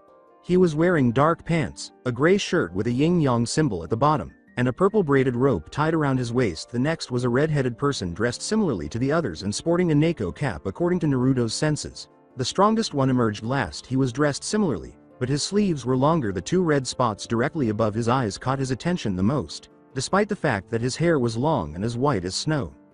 With his arms crossed, Naruto said calmly and firmly, "Why have you been following us? Better yet, who are you?" "I'm Jirobo, he's Kimimaro, and she's Tayuya," he said, gesturing to each of them as the bigger one began. Angry and unwilling to be present, Tayuya snorted, "That fuckface doesn't look as tough as Orochimaru said." Naruto smirked and raised an eyebrow, saying, "Looks can be deceiving. I don't look like I have a 9-inch cock." Sitting on his stone throne-like chair in one of his many hiding places that dot the elemental nations, Orochimaru snarled, "Kabuto, where are they?" "I don't know, sir, but they must have found who they were looking for. Can you still sense them through the curse mark?" Kabuto said, flinching at his tone because nothing positive ever happened to him when he was irritated. He then turned back to the table and hurriedly mixed some different liquids together. Orochimaru closed his eyes and scolded himself for forgetting that he had a faint sense of what they were doing. His eyes widened as he opened his senses to Kimimaro, the head of his elite bodyguards, and then he hurriedly got up and fled into the trees and out of his hiding place, leaving Kabuto to wonder, WTF? Naruto sighed to himself as he dispelled strong genjutsu from that red-headed potty mouth named Tayuya, dodged and ducked bone bullets and bone sword swipes from the pale guy named Kimimaro. Large uprooted trees, and the large guy named Hirobo's powerful fists. Even though they were skilled fighters, it wasn't enough to actually threaten him. In other words, they were beginning to bore him. In fact, it was entertaining to play with that redhead, especially when she began to swear. Her face turned redder than her hair after he made that remark about how appearances can be deceiving, and she swore so loudly that he laughed to himself. However, they erred by attempting to intimidate him and then pressuring him to accompany them after she had calmed down. First, believing that the bigger boy was stronger than the smaller one, Kimimaro gave Jirobo the order to restrain Naruto. However, Naruto darted forward and punched the black-clad blonde in the stomach as Jirobo approached, sending the bigger boy flying back and almost colliding with the startled couple. Tayuya then attempted to use her flute to catch him in a genjutsu cast, but Naruto, like Kuriani, dealt them a blow with a powerful burst of chakra that interfered with hers and ruined her jutsu. Then, using an unbeatable combination of Kokwagyu no Jutsu, Bringer of Darkness, and Kanashibari no Jutsu, Body Freeze skill, Naruto simultaneously flashed through 2 sets of one-handed seals, causing her body to freeze in terror as the surrounding area turned black. Tayuya sighed, aware that she had lost, unable to see because of the genjutsu and unable to dispel it because her body had locked up. At last, Kimimaro took charge, denouncing the other two as useless garbage and preaching about how the great Orochimaru had insisted that they track down and apprehend him. Naruto, Jirobo, being the kind giant he was, got up and began breaking the genjutsus on Tayuya while Kimimaro was almost boring Naruto into defeat. Playing with the 3 sound ninjas, he glanced to the side as he ducked beneath a big tree branch and snagged a bone sword before it could cut his face. Orochimaru-sama will have what he wants, he said, relishing the agonized frown on Naruto's face as his sunglasses obscured the blonde's eyes. He grunted as the sharp bone easily cut into his palm and turned to face Kimimaro, who had a slight smirk and a glint of insanity in his eye. To everyone's surprise, Naruto's agonized expression abruptly changed to a dark smirk, causing Kimimaro's eyes to widen a little. Just kidding, he said, tightening his grip on the bone and bending it back as he delivered a superhuman uppercut that cracked a few of the bone user's teeth and sent him flying. Naruto's grin began to verge on psychotic. Jirobo and Tayuya were so shocked by the recent defeat of Kimimaro, their commanding ninja, that they failed to notice the blonde's sudden leap into the air and vicious spin kick to the bigger boy's face, which knocked him to the ground. With his characteristic hazy afterimage and dark smirk, Naruto appeared in front of her just out of arm's reach and said, "Looks like you're the only one left." Tayuya jumped back and tripped on a fallen branch from one of the trees that Jirobo uprooted. Naruto took a step closer, his face dark, and Tayuya, with a terrified expression on her face, began pushing herself backward after landing on her ass. With wide eyes, Orochimaru bounded from the tree line and landed in the ruined clearing. Jirobo was hanging upside down from a tree branch with his purple rope sash. "That's a badass tree branch, huh?" Kimimaro was pinned to a tree by several of his bone swords that pierced through his clothing and into the tree. Both were unconscious and had facial bruises that looked painful. MMMPH. He turned to face the sound and saw Tayuya struggling feebly against a top-notch ninja rope tied in a bondage fashion. Her favorite Neko cap was missing, and her purple rope was tied around her face to prevent her from speaking. He called out to the struggling girl who had not yet noticed him, Tayuya, causing her to freeze and turn to face him with wide, terrified eyes. Before he could ask her what had happened, she screamed, "Behind you!" With terrified eyes he had knelt down and moved the rope away from her mouth, allowing her to spit her soggy Neko cap out of her mouth. Orochimaru spun around, prepared to defend himself, and was startled to see our signature sunglasses wearing, black-clad, slick-back blonde standing 10 feet away with his arms folded. "Greetings, Orochimaru. Care to tell why you have sent your dogs after me?" In his office, Hiyashi Hyuga sobbed quietly because he felt abandoned and powerless. He was unsure of why he clung to the slim chance that his firstborn daughter would ever make it back to him alive, or even if she would. Another letter was in front of him. "Hello, I'm not done with you yet, but I want to congratulate you on a job well done. Even though you did a great job helping me destroy Raku and Shi, it is still insufficient. My next assignment for you is sealed below. Keep in mind that each task you finish will bring you one step closer to seeing your daughter again." Like the first letter, this one was unsigned but included another photo of Hinata in tears, which only served to further depress and make him feel worthless. However, he was perplexed by the scroll that emerged from the seal. How could he possibly have done this? Naruto crossed his arms and remarked, "Your plan to destroy Konoha is all well and good, but I don't see how I benefit from it at all." Orochimaru asked Naruto to join him after he assured him that he didn't want to fight and that he would punish the 3 for attacking him. When Orochimaru offered to help him exact revenge on Konoha, Naruto told him that he was listening, even though he didn't really see any reason to join him. However, Naruto remained unconvinced even after he had described the attack strategy during the Chunin exams. Orochimaru tried to persuade Naruto to join him by saying, "If you join me, I'll give you power to rival the Hokages or so much money that you could fund your own village."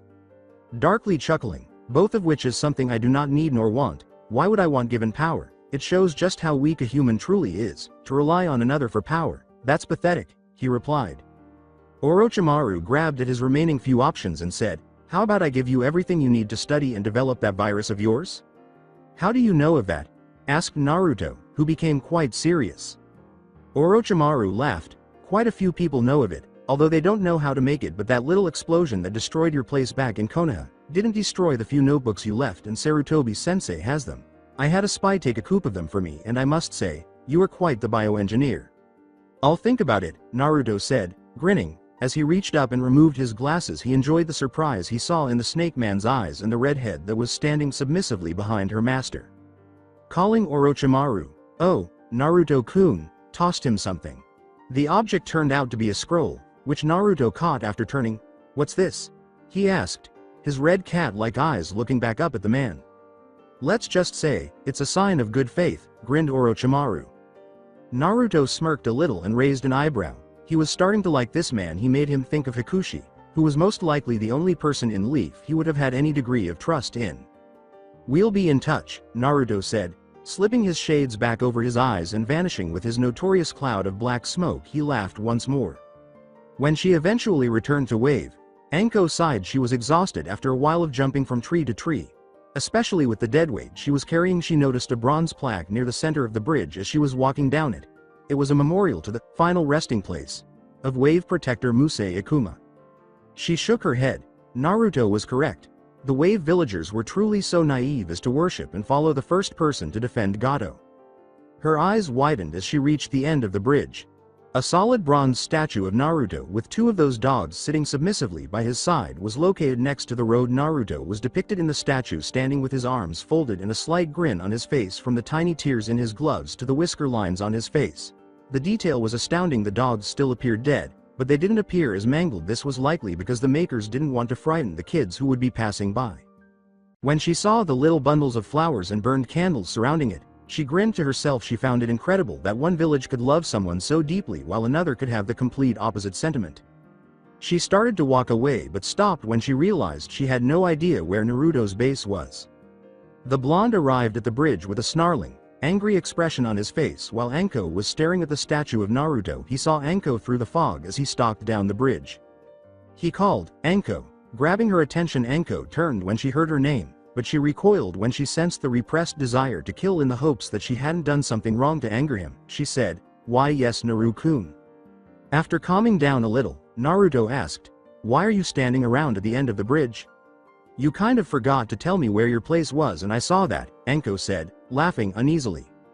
After perspiring, Naruto shook his head and turned to face the object she was pointing at. He raised an eyebrow when he saw the statue of him and remarked, "This is unexpected." Holding out his hand, he said to her, "Oh well, I'll question it later. Give me your hand." Anko laughed sheepishly. "Don't you think we're moving on a little fast? I mean, we haven't even been on a date yet and you already want to hold hands. Says the same person who tried to kiss me before those two Konoha ninjas busted in." Naruto snapped in frustration, causing her to pout. "Anyway, give me your hand so I can take us to the base," he replied. After Anko complied, the three vanished in a cloud of black smoke. Naruto and Anko returned to his base a full day ago with Hinata's unconscious body slung over her shoulder after she had been subjected to a sleep jutsu.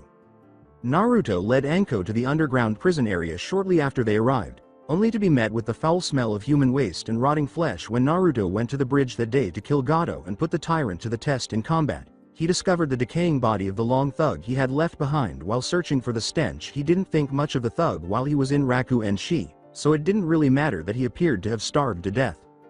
Following the removal of the body and the use of basic water jutsu to clean the cell, Naruto watched with glee as Anko removed all of Hinata's weapons and gradually undressed her until she lay on the cot, as nude as the day she was born. Naruto shook his head when Anko began stroking and touching Hinata, and he laughed a little when she remarked that Hinata's breasts were nearly as large as her own. After Hinata had finished harassing the young Hyuga heiress, Naruto took all of her weapons, threw a bunch of clothes onto the cot, locked the cell door, and showed Anko the base. He took her through the living room, kitchen, armory, his lab, the storage room where she would be sleeping, the onsen, the living room, and finally the torture room. The sight of all the instruments of pain made her squeal and nearly cum. However, Anko was yelling at him at the moment she had questioned him about why he had instructed her to proceed before him when they had first met in his lab while he was attempting to rewrite his dog summoning seals. The previous one had been destroyed when he struck the water at Wave. He then informed her that he had met with Orochimaru, her despised sensei, who offered him an intriguing deal, and that he was thinking about accepting it. "What do you mean you're considering it? After what he did, he should burn in the deepest pits of hell," said Anko.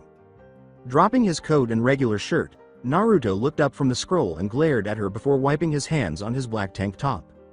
"I don't know how to make it any clearer, Anko-chan. He made me an offer and I'm considering it. If everything goes well, it might just help me speed up my plans by a year or two," he said. "You're willing to become one of his pawns just to speed up your plans? That's stupid," she yelled, putting herself in his face. Her eyes widened as Naruto snarled and grabbed the front of her fishnet shirt, drawing her closer. "Let's get something straight. I am no one's pawn. I understand that you dislike your sensei, but if you dare question this," he said, allowing the threat to linger. His eyes were narrowed behind the tinted glass, and Anko's eyes were wide as she gazed at her reflection in his sunglasses. With a softer tone, he said, "I really like you, Anko, and I wouldn't think of making you uncomfortable or forcing you to be near him without good reason," before letting her go. "And if you hadn't blown up at me, I would have told you that it would only be temporary, and when his usefulness comes to an end, so will he," she said, turning away from him without letting him see the regretful expression on her face. A pair of arms unexpectedly wrapped around Naruto's waist without revealing themselves. He felt the woman nuzzle into the back of his neck and was startled to feel damp. "Is she crying?" Naruto asked. He pondered. "I apologize," she said softly. Save it. I understand the reasons for your actions and I don't hold them against you," Naruto said, turning in her arms and interrupting her. He then retreated from her and made his way back to his table. He began working on his seals again, picking up the brush. As he withdrew, Anko sulked and wiped her eyes, observing the lab and realizing it was somewhat cramped and small. The entire left side of the wall was covered with shelves containing textbooks and bottles, while the right side was cluttered with intricate-looking medical equipment. Naruto's work table stood in the center of the room, straining under the weight of a mountain of papers, and a familiar glass tube that connected to the machines next to it was located on the far wall. Despite his forgiveness, she felt like a bitch and regretted yelling at him. He was presumably the only one who hadn't betrayed her in some way, and he was protecting her after all. Hell, he hadn't even attempted to pervert her, and she was unable to speak, especially after she felt up the Hyuga, who sat in her cell crying or gazing into space most of the time. However, boredom presented her with yet another challenge. For some reason, her Naru-kun would not let her hurt Hinata and had no other prisoners to torture. She had already selected her favorite toys and arranged them in the torture room as she saw fit. There was nothing interesting in her room, and she was only occupied for an hour going through the armory.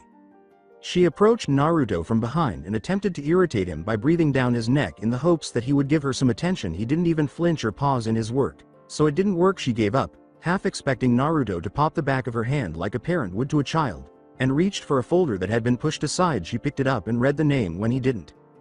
"Project Hunk?" she asked in silence, oblivious to Naruto's fleeting glance in her direction.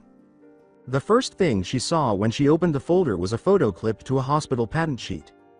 The image showed a man in his 30s with short blonde hair and a goatee, his eyes closed as if he were sleeping. She got the idea that the man was a soldier with a battle craze because of the 3 noticeable scars that marred his face, while the third began above his left eye and ended just below his cheekbone. The first 2 began at either side of his mouth, giving him a crazy smile that was almost like the Joker's but less angular.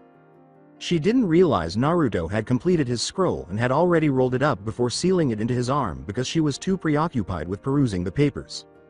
The fact that Anko was showing some interest in Naruto's work pleased him. Important details about the first successful Tyrant project were contained in the specific folder she was looking through. Hokage was the original creator of the concept, but unlike the previous 2, it didn't use the parasite to stabilize itself or undergo such extensive mutation.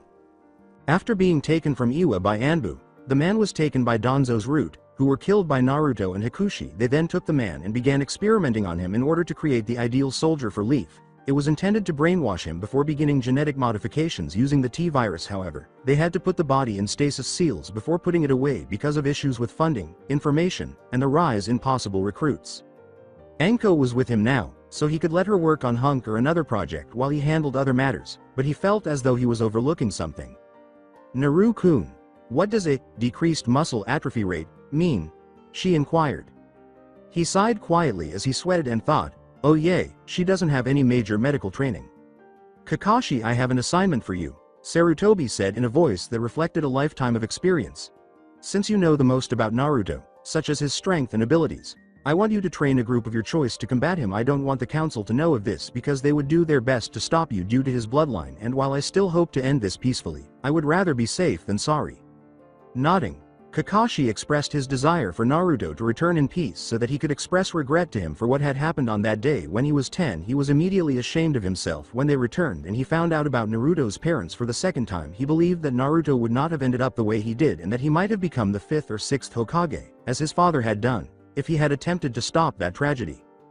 Do not tell them that they are training to defeat Naruto. If you have to, tell them that they are training to prevent terrorism. That is if you wish to take this assignment, the elderly gentleman continued. After a brief moment of consideration, Kakashi nodded and said, I accept.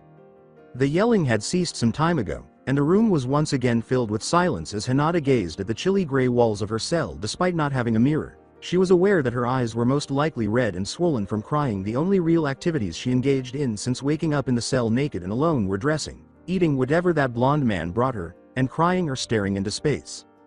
Anko provided her with a pair of panties and a cotton tank top and matching shorts, but that was its only clothing. When Hinata shook her head, a few strands of hair fell over her face, obscuring her eyes. She would have noticed that her hair appeared darker than usual and that her eyes felt more at ease if she had been paying attention. Her chest began to heave as her thoughts strayed to what Naruto had said to her, and her eyes began to well up with unshed tears once more. Hinata buried her face in her hands while kneeling and pulling her legs under her, oblivious to the fact that her fingernails were sharper than usual or appeared slightly longer than usual.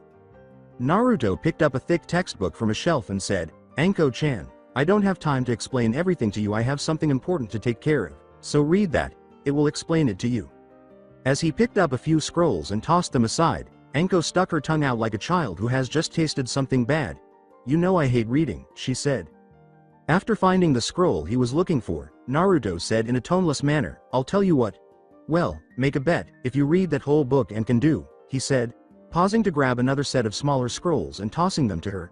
At least 3 of those jutsu by the time I get back. I'll let you have one thing you want, no matter what, as long as it doesn't interfere with any of my plans. Anko pondered for a moment before freezing, thinking. He said one thing no matter what, that means, she smiled mischievously at the thought, shouting, deal, before assuming a dreamy expression. Anko was left behind as Naruto shook his head at the expression and vanished into another area of his base. After a minute, she shouted, hey, and ran out the door but not before snatching up the scrolls and book. Tayuya kept playing back what she had seen in her mind because she was so shocked by it. Orochimaru appeared to be terrified of that blonde monster. She didn't blame him because the blonde was extremely frightening, and his eyes. With a shudder, she lay back in bed. Nevertheless, when Tayuya recalled the moment he bound her, she became aroused. Her hand instinctively moved under her shorts waistband and down her flat stomach. Her hand touched her trimmed pubic hair and she froze. Pulling her hand away from her increasingly wet entrance, she screamed to herself, no, I'm not horny, that bastard doesn't arouse me. She then considered his statement, looks can be deceiving, and I don't have a 9-inch cock. After letting out a low moan at the sight, she caught herself and mentally chanted, no, before doing her best to go to sleep. Her nightmares that night included a blonde with red cat-like eyes staring down at her as he crashed into her, then flipped her over and repeatedly entered her without stopping. Naruto scowled as he emerged from his base's armory. He took an extra shirt, put it on, zipped the front up, and tucked it in. He had the scroll that Orochimaru had given him on his mind. There was a small letter inside, sealed at the bottom, telling him that the Hokage had lied to him and that he could find out the truth. He was furious when he discovered his birth certificate, which bore the names of both of his parents, Kushina Uzumaki and Minato Namikaze. He then discovered their private documents and discovered that they both shared a bloodline, which he would probably inherit in the future. The most significant thing, however, was what he discovered about his mother. She had a current address, in the ruins of Whirlpool Country, but no death certificate. It was time for a brief visit with Mother Dearest. On the armory table in front of him, Naruto examined his gear, going over his mental checklist to ensure that everything was in working order. The armory was a large space filled with crates of everything from explosive notes to sealing ink. The room also contained a wide variety of blades, from standard kunai that were stored on shelves to massive executioner axes weighing hundreds of pounds that were leaned or hung on the wall. He had a small but decent collection of chunin vests, enbu armor, and everything in between, so it wasn't just offensive weapons in the room. Naruto took a seat, tucked his pants legs into his boots, and then zipped them up. He took off his tank top and shirt, found an extra pair by the armor, and put them on, zipping them up as Anko entered. He asked, "Anko-chan?" inquiring as to her purpose. She held her books to her chest like a schoolgirl, a bloodthirsty, lustful, evil schoolgirl, but still a schoolgirl, and asked innocently, "Where are you going?" Naruto strapped a weapons pouch to his thigh and strapped, "Whirlpool," in response, seeing no reason not to tell her. "Whirlpool?" Anko murmured in confusion. "Why would you want to go there if Whirlpool wasn't destroyed during the war?" He said, "It's personal," in a tone that said, "That's final and don't question it." As Naruto completed fastening an Enbu sword to his back and another pouch to his leg, they remained in a relaxed silence until he questioned, "Anko-chan, why do you follow me?" "Huh?" Naruto asked quietly. "Why are you so loyal to me? What did I do to deserve it?" This question had been bothering him for a while, and although he rarely felt strong emotions, he felt something when Anko joined him and vowed to follow him. Looking down at the ground, Anko said softly, "You only see me as Anko, not the snake bitch, because you care about me, not about my past or who my sensei was." Gazing at the paper in his hands, Sarutobi questioned, "Jiraiya, are you sure about this?" A taller man with red and green clothes and spiky white hair pulled back in a ponytail stood across from him. "Yes, my spy network has reported that Orochimaru is planning something big." "Just how big are we talking about?" he asked, setting the paper on his desk. "Big enough for him to handle it personally, and my spies can't get close enough to find out because Orochimaru would find out," Jiraiya grumbled. Sarutobi scowled, knowing that whatever Orochimaru was planning would only make things worse for Konoha and that he would need to exercise extreme caution because the Chunin exams were coming up. "What about Naruto? Have you heard anything about him?" said he. "Not much," the criminal replied with a scowl, "but from what my spy sent me, Orochimaru has been searching for him. I don't know why, but it's probably to try and get his hands on that virus thing he has." Sarutobi replied, "I see, from what Kakashi told me. I'd hate to see what Orochimaru would do with it." After the two thought about what had been said, there was silence. Jiraiya detested himself for abandoning his godson. Initially, he intended to come back when he was older, but he was unable to do so because of his spy network and the books he was writing. He was regretting everything now. 14 years later, his godson wanted to exact revenge on the village after going through hell on earth. Could things get any worse for him? Naruto broke away from her and said, "Okay, Anko, follow me so I can show you what you need to do while I'm gone." She grew closer and closer until she could put her face in his neck and give him a hug while enumerating the reasons she had for joining him. Naruto blushed slightly as he slowly put his arms around her, much to her delight. Before Naruto withdrew, the two remained there for a while. Anko listened to him carefully as she followed him, picking up her books and scrolls. He looked at her and said, "First of all, I expect you to clean up after yourself." She looked shyly away. He paused and looked at the girl once more. "You are to take Hinata her meals at the right times every day. I expect you to do so without forgetting," he said. Turning a corner, Naruto continued, "Some rooms will be off limits to you while I am gone, such as the supply room, my office, the freezer, and a few other rooms. And before you start, it's not that I don't trust you, it's because they hold many things that will cause major harm to you, and I don't want to take any chances since I won't be here to help you," he stated. With a perplexed expression on her face, Anko said, "I understand most of it, but why can't I go in the freezer?" Smiled. "Because the handle on the door will disappear if someone without clearance tries to open the door. Then the seals on the door will give them a nasty shock if they continue to try."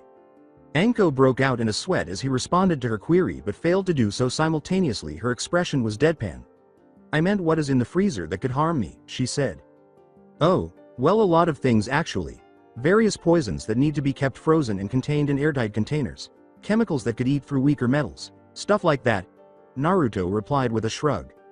Anko said slowly, "I see," giving the information time to register. While walking in silence, the two were thinking about different things as he considered his self-imposed mission. Naruto considered the most agonizing method to gradually kill his mother for abandoning him in Konoha before coming up with a plan to get Naruto into his or her bed. Anko considered the lethal poisons. Kakashi sighed in frustration. He had to assemble an army to defeat Naruto so far, and his new task of leading a team with the necessary abilities to defeat him wasn't simple. Not to mention his prowess in nin, gen, tai, kenjutsu, and other minor arts, he possesses an infinite chakra, unwavering stamina, strength, speed, and healing that are almost godlike. He was already a very dangerous opponent because of that. But when you consider the monsters he creates with that virus, the P-30 compound, and Anko's assistance. It was pleasant outside, but there was still a sense of calm before the storm when he stopped and gazed up at the sky from his tree branch. Okay, let's just take a deep breath and make a list of his known skills, and I'll figure it out from there, he said, shaking his head and looking back down. Kakashi reached into his vest and began digging. Nope, he said, reaching for one of his old Icha Paradise books. Setting it aside, he resumed his digging while muttering to himself and tossing a few objects over his shoulder. Spare mask, no rubber ducks, no brass knuckles. I was supposed to give these to Guy Pankin? Thank Kami, was the last words the small dog uttered before being flung over Kakashi's shoulder and dispelling when it struck a tree. He gave up his search and snapped his fingers, a small light bulb flickering weakly above his head. Huh, he said, looking up at the flickering bulb, and he thumped it until it stopped and shone brightly. Picture of Rin in a two-piece swimsuit. I'll save this for later. Aha, he said again, reaching beneath his forehead shield. My notebook. I wonder how long it's been up there, Kakashi muttered, opening the front page to reveal a poorly rendered stick figure of himself clutching a small book in the air, with two other poorly rendered stick women with substantial wealth on either side of him massaging him. Kakashi and Icha forever, was written at the top of the image.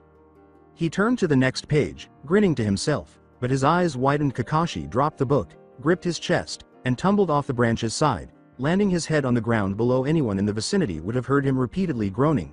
The horror. The picture in the book featured a stick Kakashi tied to a pole, forced to watch as a stack of books that looked familiar burned, and another stick figure with spiky hair hung over a fire, cooking over the flames that were fed by porn. 3 other stick figures stood off to the side. 2 of them were the girls from the first image, and the middle one stood with its arms crossed. It was dressed in a black trench coat and had shades on. The words, "Death to Icha," and its creator, were inscribed at the top, while "Naruto was here," was written in smaller letters at the bottom.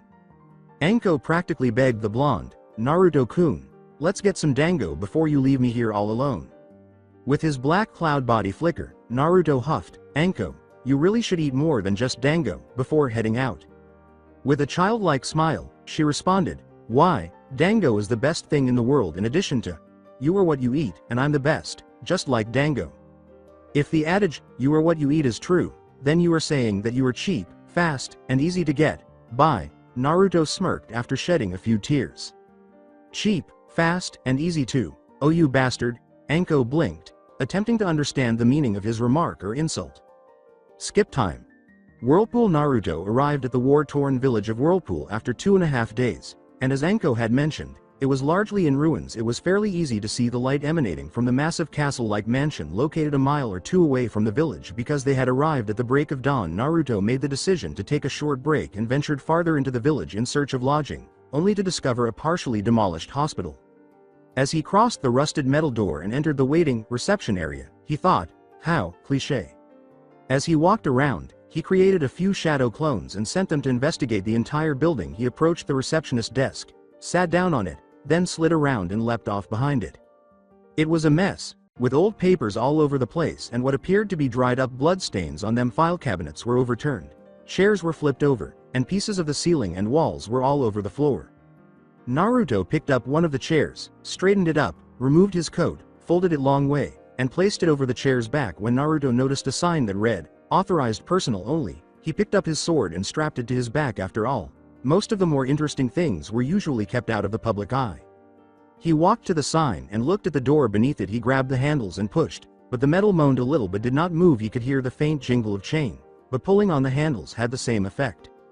He turned around and gave the door a strong back kick, knocking it off its hinges and onto the floor. Must have tried to chain the door shut to keep out the invading ninjas, he thought.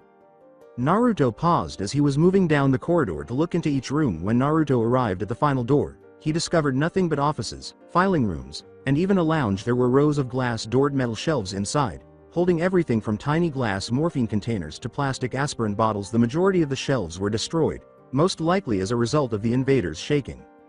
Naruto removed his sunglasses and began reading the bottles through the glass as he passed the damaged shelves.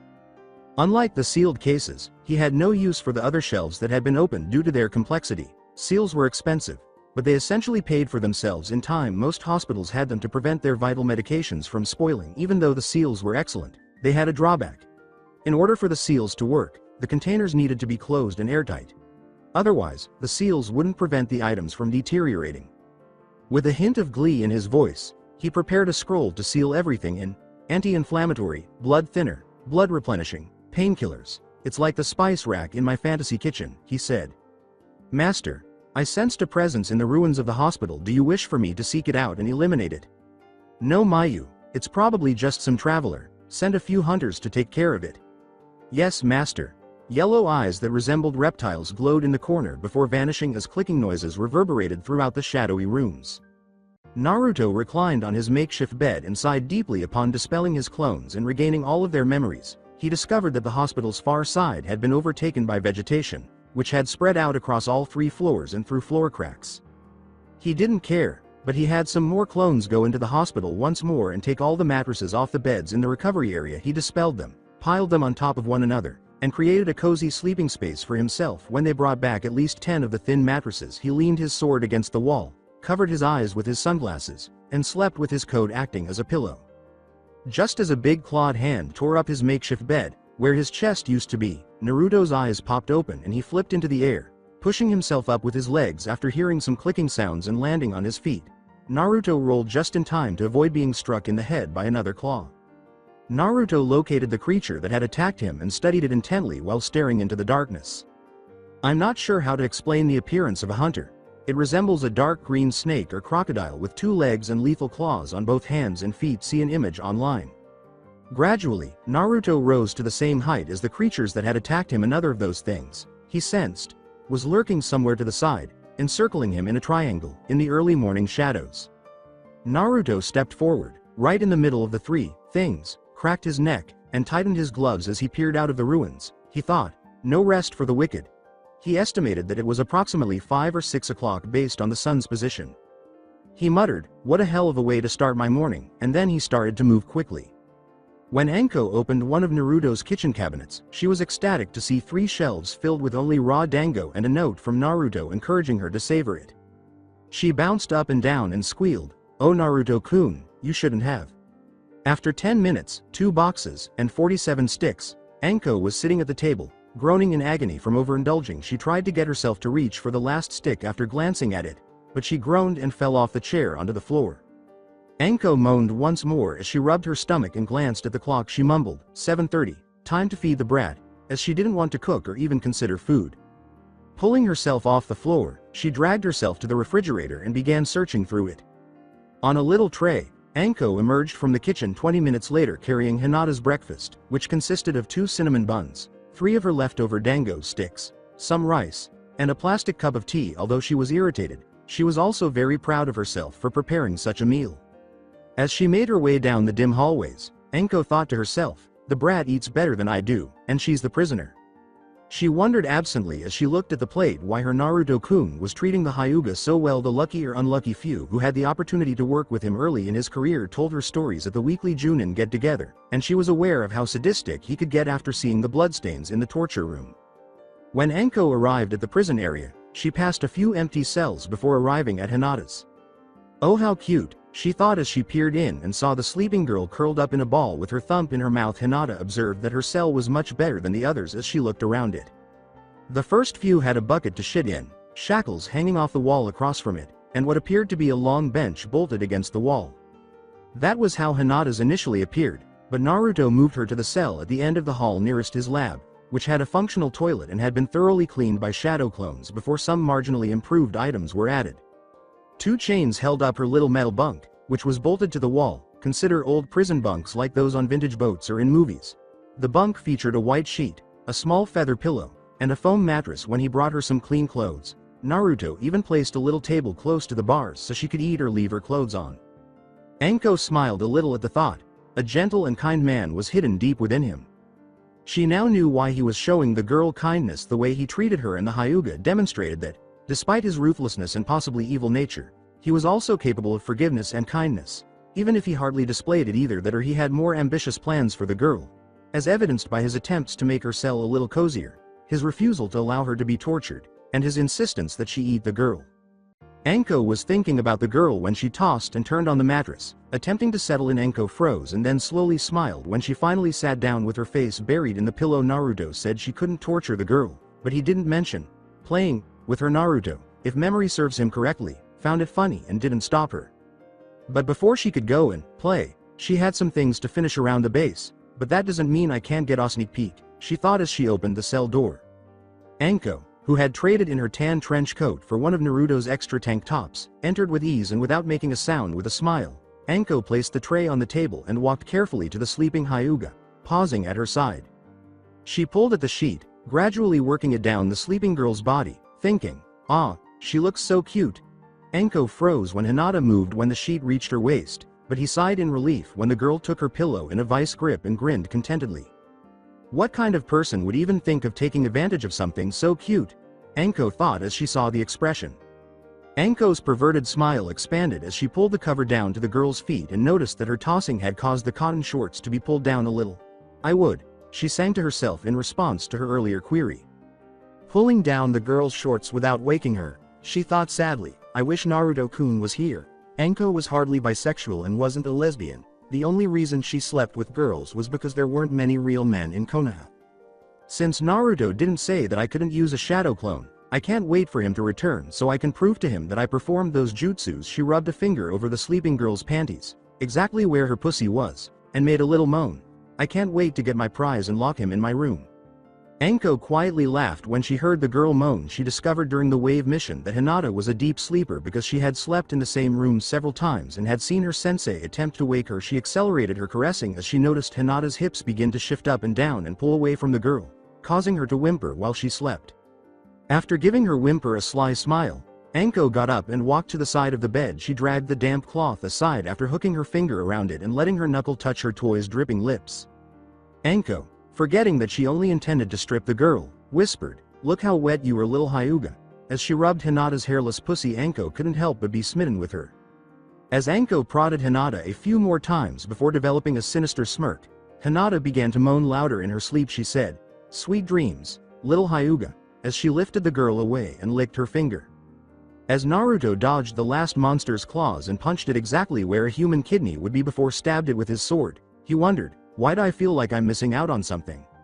Like a pack of wolves attacking their prey, the three reptilian monsters had fought hard by continuously covering one another. Their strategies made it difficult to kill one and kept him on the defensive. Finding an opening and killing the first by piercing the kunai through the side of its head required 30 minutes of non-stop dodging, but even then, he left himself vulnerable to an attack, resulting in a nice gash on his arm.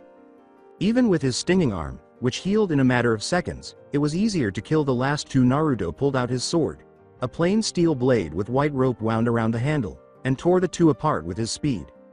After getting his coat and putting it on, Naruto used the solder pills he had discovered to take one before enclosing the three bodies in a scroll so he could study them later.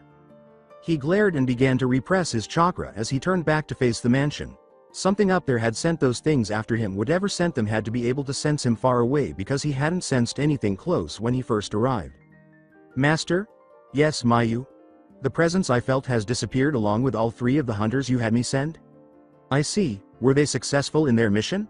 "The one I felt disappeared shortly after the other three did." "Is that a yes or no, you little bitch?" "I'm not as sure, Master." Slap! There was a thump as a body struck the floor, and the sound of flash hitting flesh reverberated throughout the room. "You are displeasing me, whore. Do I have to punish you again?" Sniff. "No, please master, I'm sorry." "Then get out of here before I change my mind." The master sat back down as the echoes of a door closing and someone scurrying out of the room were heard. "Even though I am not as good at locating it as she is, I can sense that it is still there, albeit weak. It also seems familiar. Could it be?" A woman with straight red hair pulled in a short ponytail leaned out of the shadows and looked out the window while holding a cane in one hand. A pair of emerald green eyes opened and appeared to glow from the morning light. The scouting clones, hanged like small animals, looked around for an entrance that could be used to attract the least amount of attention. While Naruto watched in silence from a tree, he was used to suppressing his chakra as he processed the information sent to him by the clones, who dispelled them after their work was done. One of the birds, a clone, flew in and noticed that the bedroom was empty, suggesting that one of the back windows would be the best option. However, in order to remain invisible, he would need to wait until the sunset, which is a great opportunity to get some rest.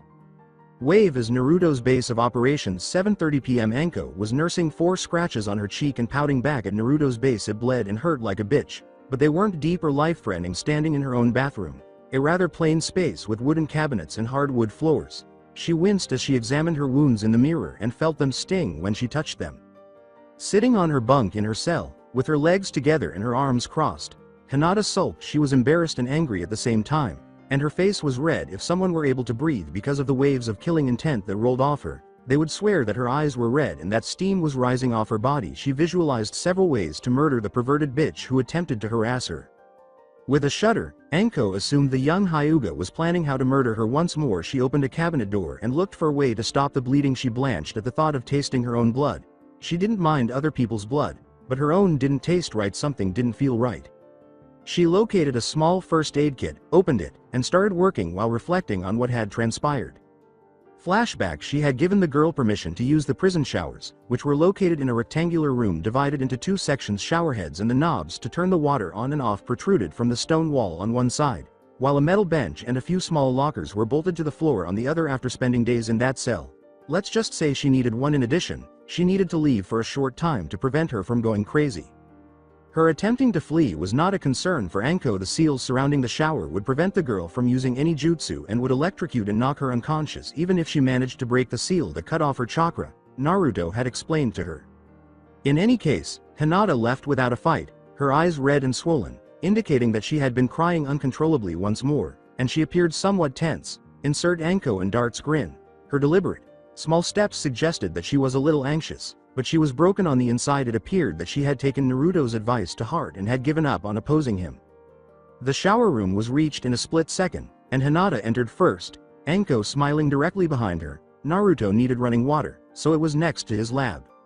Hinata looked down and fiddled with the bottom of her cotton shirt, asking in a shy voice, "Do you have to watch?" In order to avoid adding to the girl's already heightened anxiety, Anko covered her smirk with a mask of indifference. "Like a hawk," she answered, crossing her arms and shutting the door. Naturally, the girl was unaware that it was a lie because of her Naruto-kun's amazing seal work, which would only permit Hinata to exit the showers and return to her cell, where it would automatically lock. Anko could leave and sleep if she so desired. Who wouldn't enjoy a free show, though? Naruto would most likely, given his godlike self-control, another quality that made him a one-in-a-million man. But Hinata attempted, too ashamed and self-conscious to undress and take a shower in front of anyone, even a woman. Taking a cue from Naruto's book, Anko leaned forward and gave her the best, Naruto stare. "She could manage. I could put you back in your cage if I wanted to, so stop being such a prude and get to it. I have better things that I could be doing," she said, mimicking Naruto's icy, dark voice, which he used when he was either fighting, giving orders, or around a lot of people he didn't like. It goes without saying that Hinata turned her back on her, opened a locker, and began taking off her clothes. Her body was nice, a little childlike, but nice, and Anko quietly waited and enjoyed the show while she was busy trying to get behind the locker door, which barely concealed anything from view. What really got her off was the fact that she was somewhat controlling the girl. She began to wonder absently how much better it would be if Naruto were the one stripping down in front of her. She forced those thoughts from her mind when she saw that the girl had completed taking off her clothes and was standing with one arm covering her breasts and the other shielding her lower body. Can I have a towel please?" was Hinata's request. Her face flushed, and unable to look up at the woman, she was unaware that everything she owned had already been viewed by the woman in front of her. End of flashback. Anko applied a square bandage to her cheek. The water sprayed cold water when the girl turned it on, which had a few interesting effects. Hinata had jumped back, causing her breasts to bounce, revealing that the water had immediately hardened her nipples. Anko couldn't resist removing her coat, leaving her in her skirt and one of Naruto's black tank tops, then entering and snatching 2 handfuls of Hinata's chest and ass. Though delayed, the effect was unavoidable. Hinata gave Anko the bitch slap of her life after she eeked loudly and swung at her, sending her back into the locker room before rolling to a stop. As she considered it, Hinata's eyes appeared to light up. Anko thought, "I'll have to ask Naruto when he gets back." The remainder of the shower was spent in silence, and Hinata would have attempted another attack if Anko hadn't told her that she deserved it and threatened to torture her if she did. Whirlpool at 10 o'clock. Naruto was rested and ready to go after sleeping all day. Since he was unable to sense his surroundings, he silently leapt from tree to tree while his coattail fluttered in the wind until he was close enough to the wall to adhere to it without creating too much noise. Lifting himself through the open window, he hid in the moonlight and took one final look at himself. All of his other weapon pouches were fastened to his belt and thigh, and his sword sheath was lowered to be hidden beneath his long black coat. When he was certain that everything was in order, he slipped over to the door and opened it, tensing at the squeaking sound that came from it, similar to a pistol holster that straps around your thigh but hooks to your belt. His body was briefly bathed in blue light as a lightning strike illuminated the hallway he was in. Followed by a loud rumble, he began to unwind, but his senses were urging him to move once more. As he ducked to the side, a 1-foot-long arrow with a lethal-looking point at the end flew past his head and lodged itself in the door he had just closed. A young girl with fiery red hair, who appeared to be only a year or two younger than him, was holding a strange crossbow in one hand and a curved assassin's blade in the other as he looked down the hall in search of the person who had shot at him. Previously, Mayu, gather your weapons, it seems that we have an intruder. With a bewildered expression, Mayu said, but master, I don't sense anyone. The older woman's green eyes, which promised pain and suffering, paused as she gazed down at the girl. Are you questioning me, Mayu? The girl sprinted off, saying, no, I'm sorry, I'll get right to it, Master Kushina. Kushina watched the girl run, her eyes emotionless. To her, Mayu was a somewhat unsuccessful experiment. It appeared that she was unable to overcome her emotions and foolishness, regardless of how many times she disciplined her. Unfortunately, the drawbacks outweighed the benefits. Even though she was nearly able to give the clone some control over fire and guarantee total devotion to her alone, however, Mayu was the first clone to ever emerge as a redhead with green eyes. She resembled her in her younger years exactly, so killing her would be equivalent to killing herself. At the same time, though, the younger girl reminded her of him and what might have been. The woman was startled out of her reverie by the sound of the door opening once more. When she turned around, she saw Mayu wearing a dark blue battle dress, her two favorite weapons strapped to her sides, and her hair pulled back in a low ponytail. Before the girl could say anything else, she said, "Second floor hallway. You know a crossbow is only good if you can hit your target, it takes too long to reload for it to be any," Naruto said, examining the girl and adopting what appeared to be a defensive stance, but he was interrupted when another bolt sped in his direction. Naruto leaned back, raised an arm, and glanced up to see the girl grinning. The girl grinned and said, "You like, Master had it made for me so that I could kill morons like you who trespass on her land." Asking, "Seals? How interesting, and who might you be?" Naruto arched an eyebrow at the girl. She told him, "I am W24, but Master has named me Mayu, remember it in the next life," before splattering him with yet another blot. The girl was just in time to avoid Naruto's open palm uppercut, also known as the tiger uppercut, which would have easily broken her jaw, if not killed her, when Naruto abruptly disappeared. Mayu leapt to a safe distance, ran down the hallway, and then ducked around a corner. Angrily, Naruto turned to face the world and yelled, "You can't hide forever," as he turned to look for the girl. He was too late to avoid it, but he was alerted by the sound of the girl's crossbow going off. "Ah!"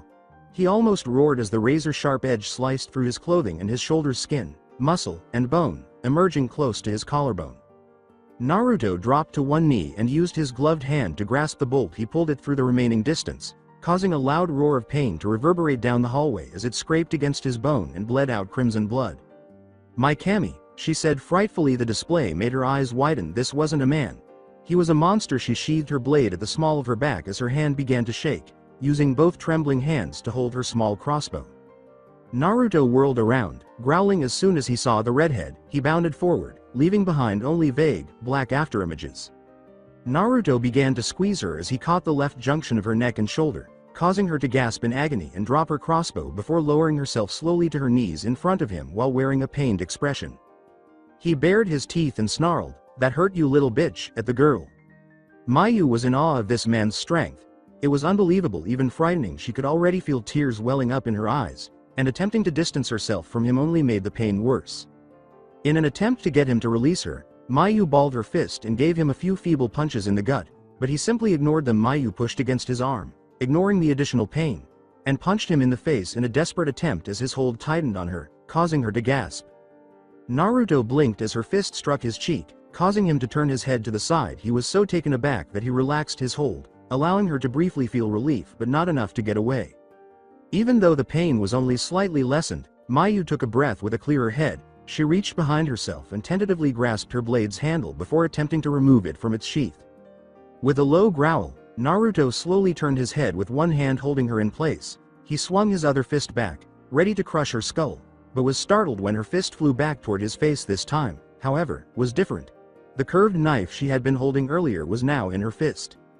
With the soft splatter of blood hitting the floor and the sound of metal slicing flesh and bone, everything froze. Mayu's eyes were squeezed shut, and she knew it was blood because she could feel warm drops trickling down her face. She was having trouble breathing, and the idea of opening her eyes and seeing her blade smashed through his head made her stomach turn. Her heart stopped, and she opened her eyes slowly. As her blade sliced between Naruto's middle and ring fingers, stopping just an inch from his wrist, pain was evident on his face. If the girl had been listening, she would have seen his uninjured fist approaching before it struck her, sending her flying backward and into the hallway's bare wall.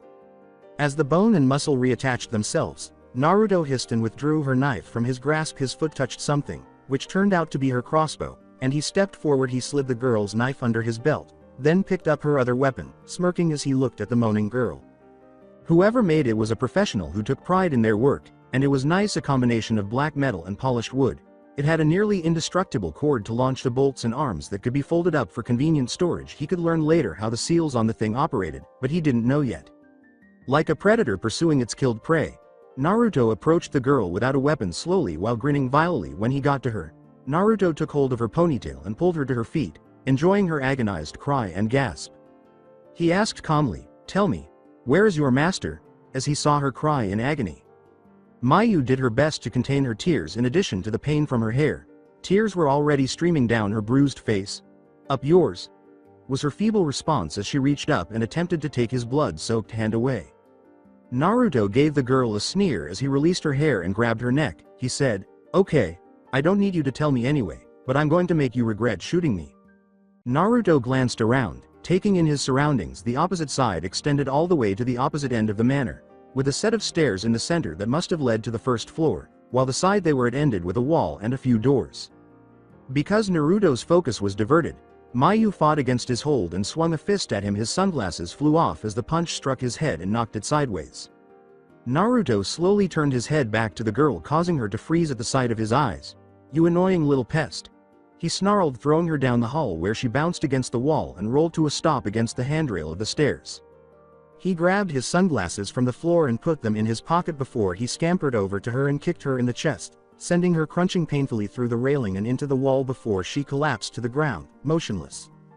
For a minute, Naruto believed she was dead, but then he saw that her back was shaking slightly, indicating that she was still breathing, albeit shallowly and briefly. "I must commend you, Mayu, was it? You put up a great fight. It almost pains me to have to kill you. It's funny actually, that a girl younger than me injured me more than any full-grown ninja ever has," he said with a dark chuckle. With an amused expression on his face, he leapt from the stairs and landed on the ground near her body. Mayu whimpered in pain but slowly forced herself to move. She held herself up on trembling arms and gasped, I'm not giving you up."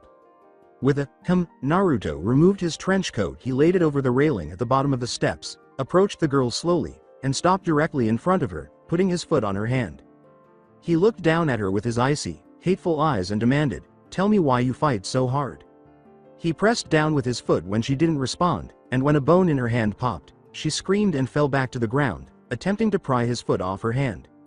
He screamed, "Tell me," at the sobbing girl in an attempt to stop the pain in her hand. Mayu sobbed, "B because T, that is what IW was made F for."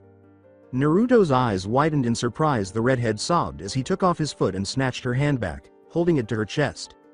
He stood there staring at the girl who was crying for a minute. "Is Kushina your master's name?" he inquired, his voice devoid of all prior animosity. She didn't look up, she just nodded. "Would you die for her?" Another nod went to him after giving her a quick glance. Naruto silently took his sword out of his sight. "If you tell me where she is, I'll take all your pain away and you never have to worry about her being in trouble ever again." "Really?" she asked, meeting his gaze as she looked up at him. He answered, "Really." The office, which resembled a library, was briefly illuminated by a flash of lightning that simultaneously highlighted two figures. One was female and seated in a big chair, and the other was male and stood just out of reach. "It's you, the original," looking down at the woman seated in her leather chair with a polished black cane resting against her arm, Naruto said without emotion, "No, I'm Naruto Uzumaki, your son." In the past, Kushina was a strong woman with a sharp mind, something she was quite proud of. However, her body started to weaken after leaving Konoha due to childbirth, and being around the Kyuubi's repulsive chakra didn't help at all as the Red Death of Konoha's Zanbu force. The woman was now weak and needed a cane to move around. No, you're not. He died the day of the Kyuubi attack, she sighed softly. The words, I see, so you too believe me to be the demon sealed away inside me, were spoken in a colder tone as Naruto's eyes narrowed behind his glasses.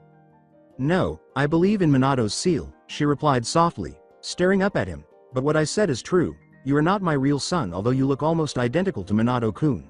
Fitting I guess, after all I did use more of his DNA on you than the others, but you seem to think more like me. Even though she mumbled the last part, Naruto could still clearly hear her and found her words to be unclear and infuriating. Explain, he said, advancing on the woman, his voice lethal.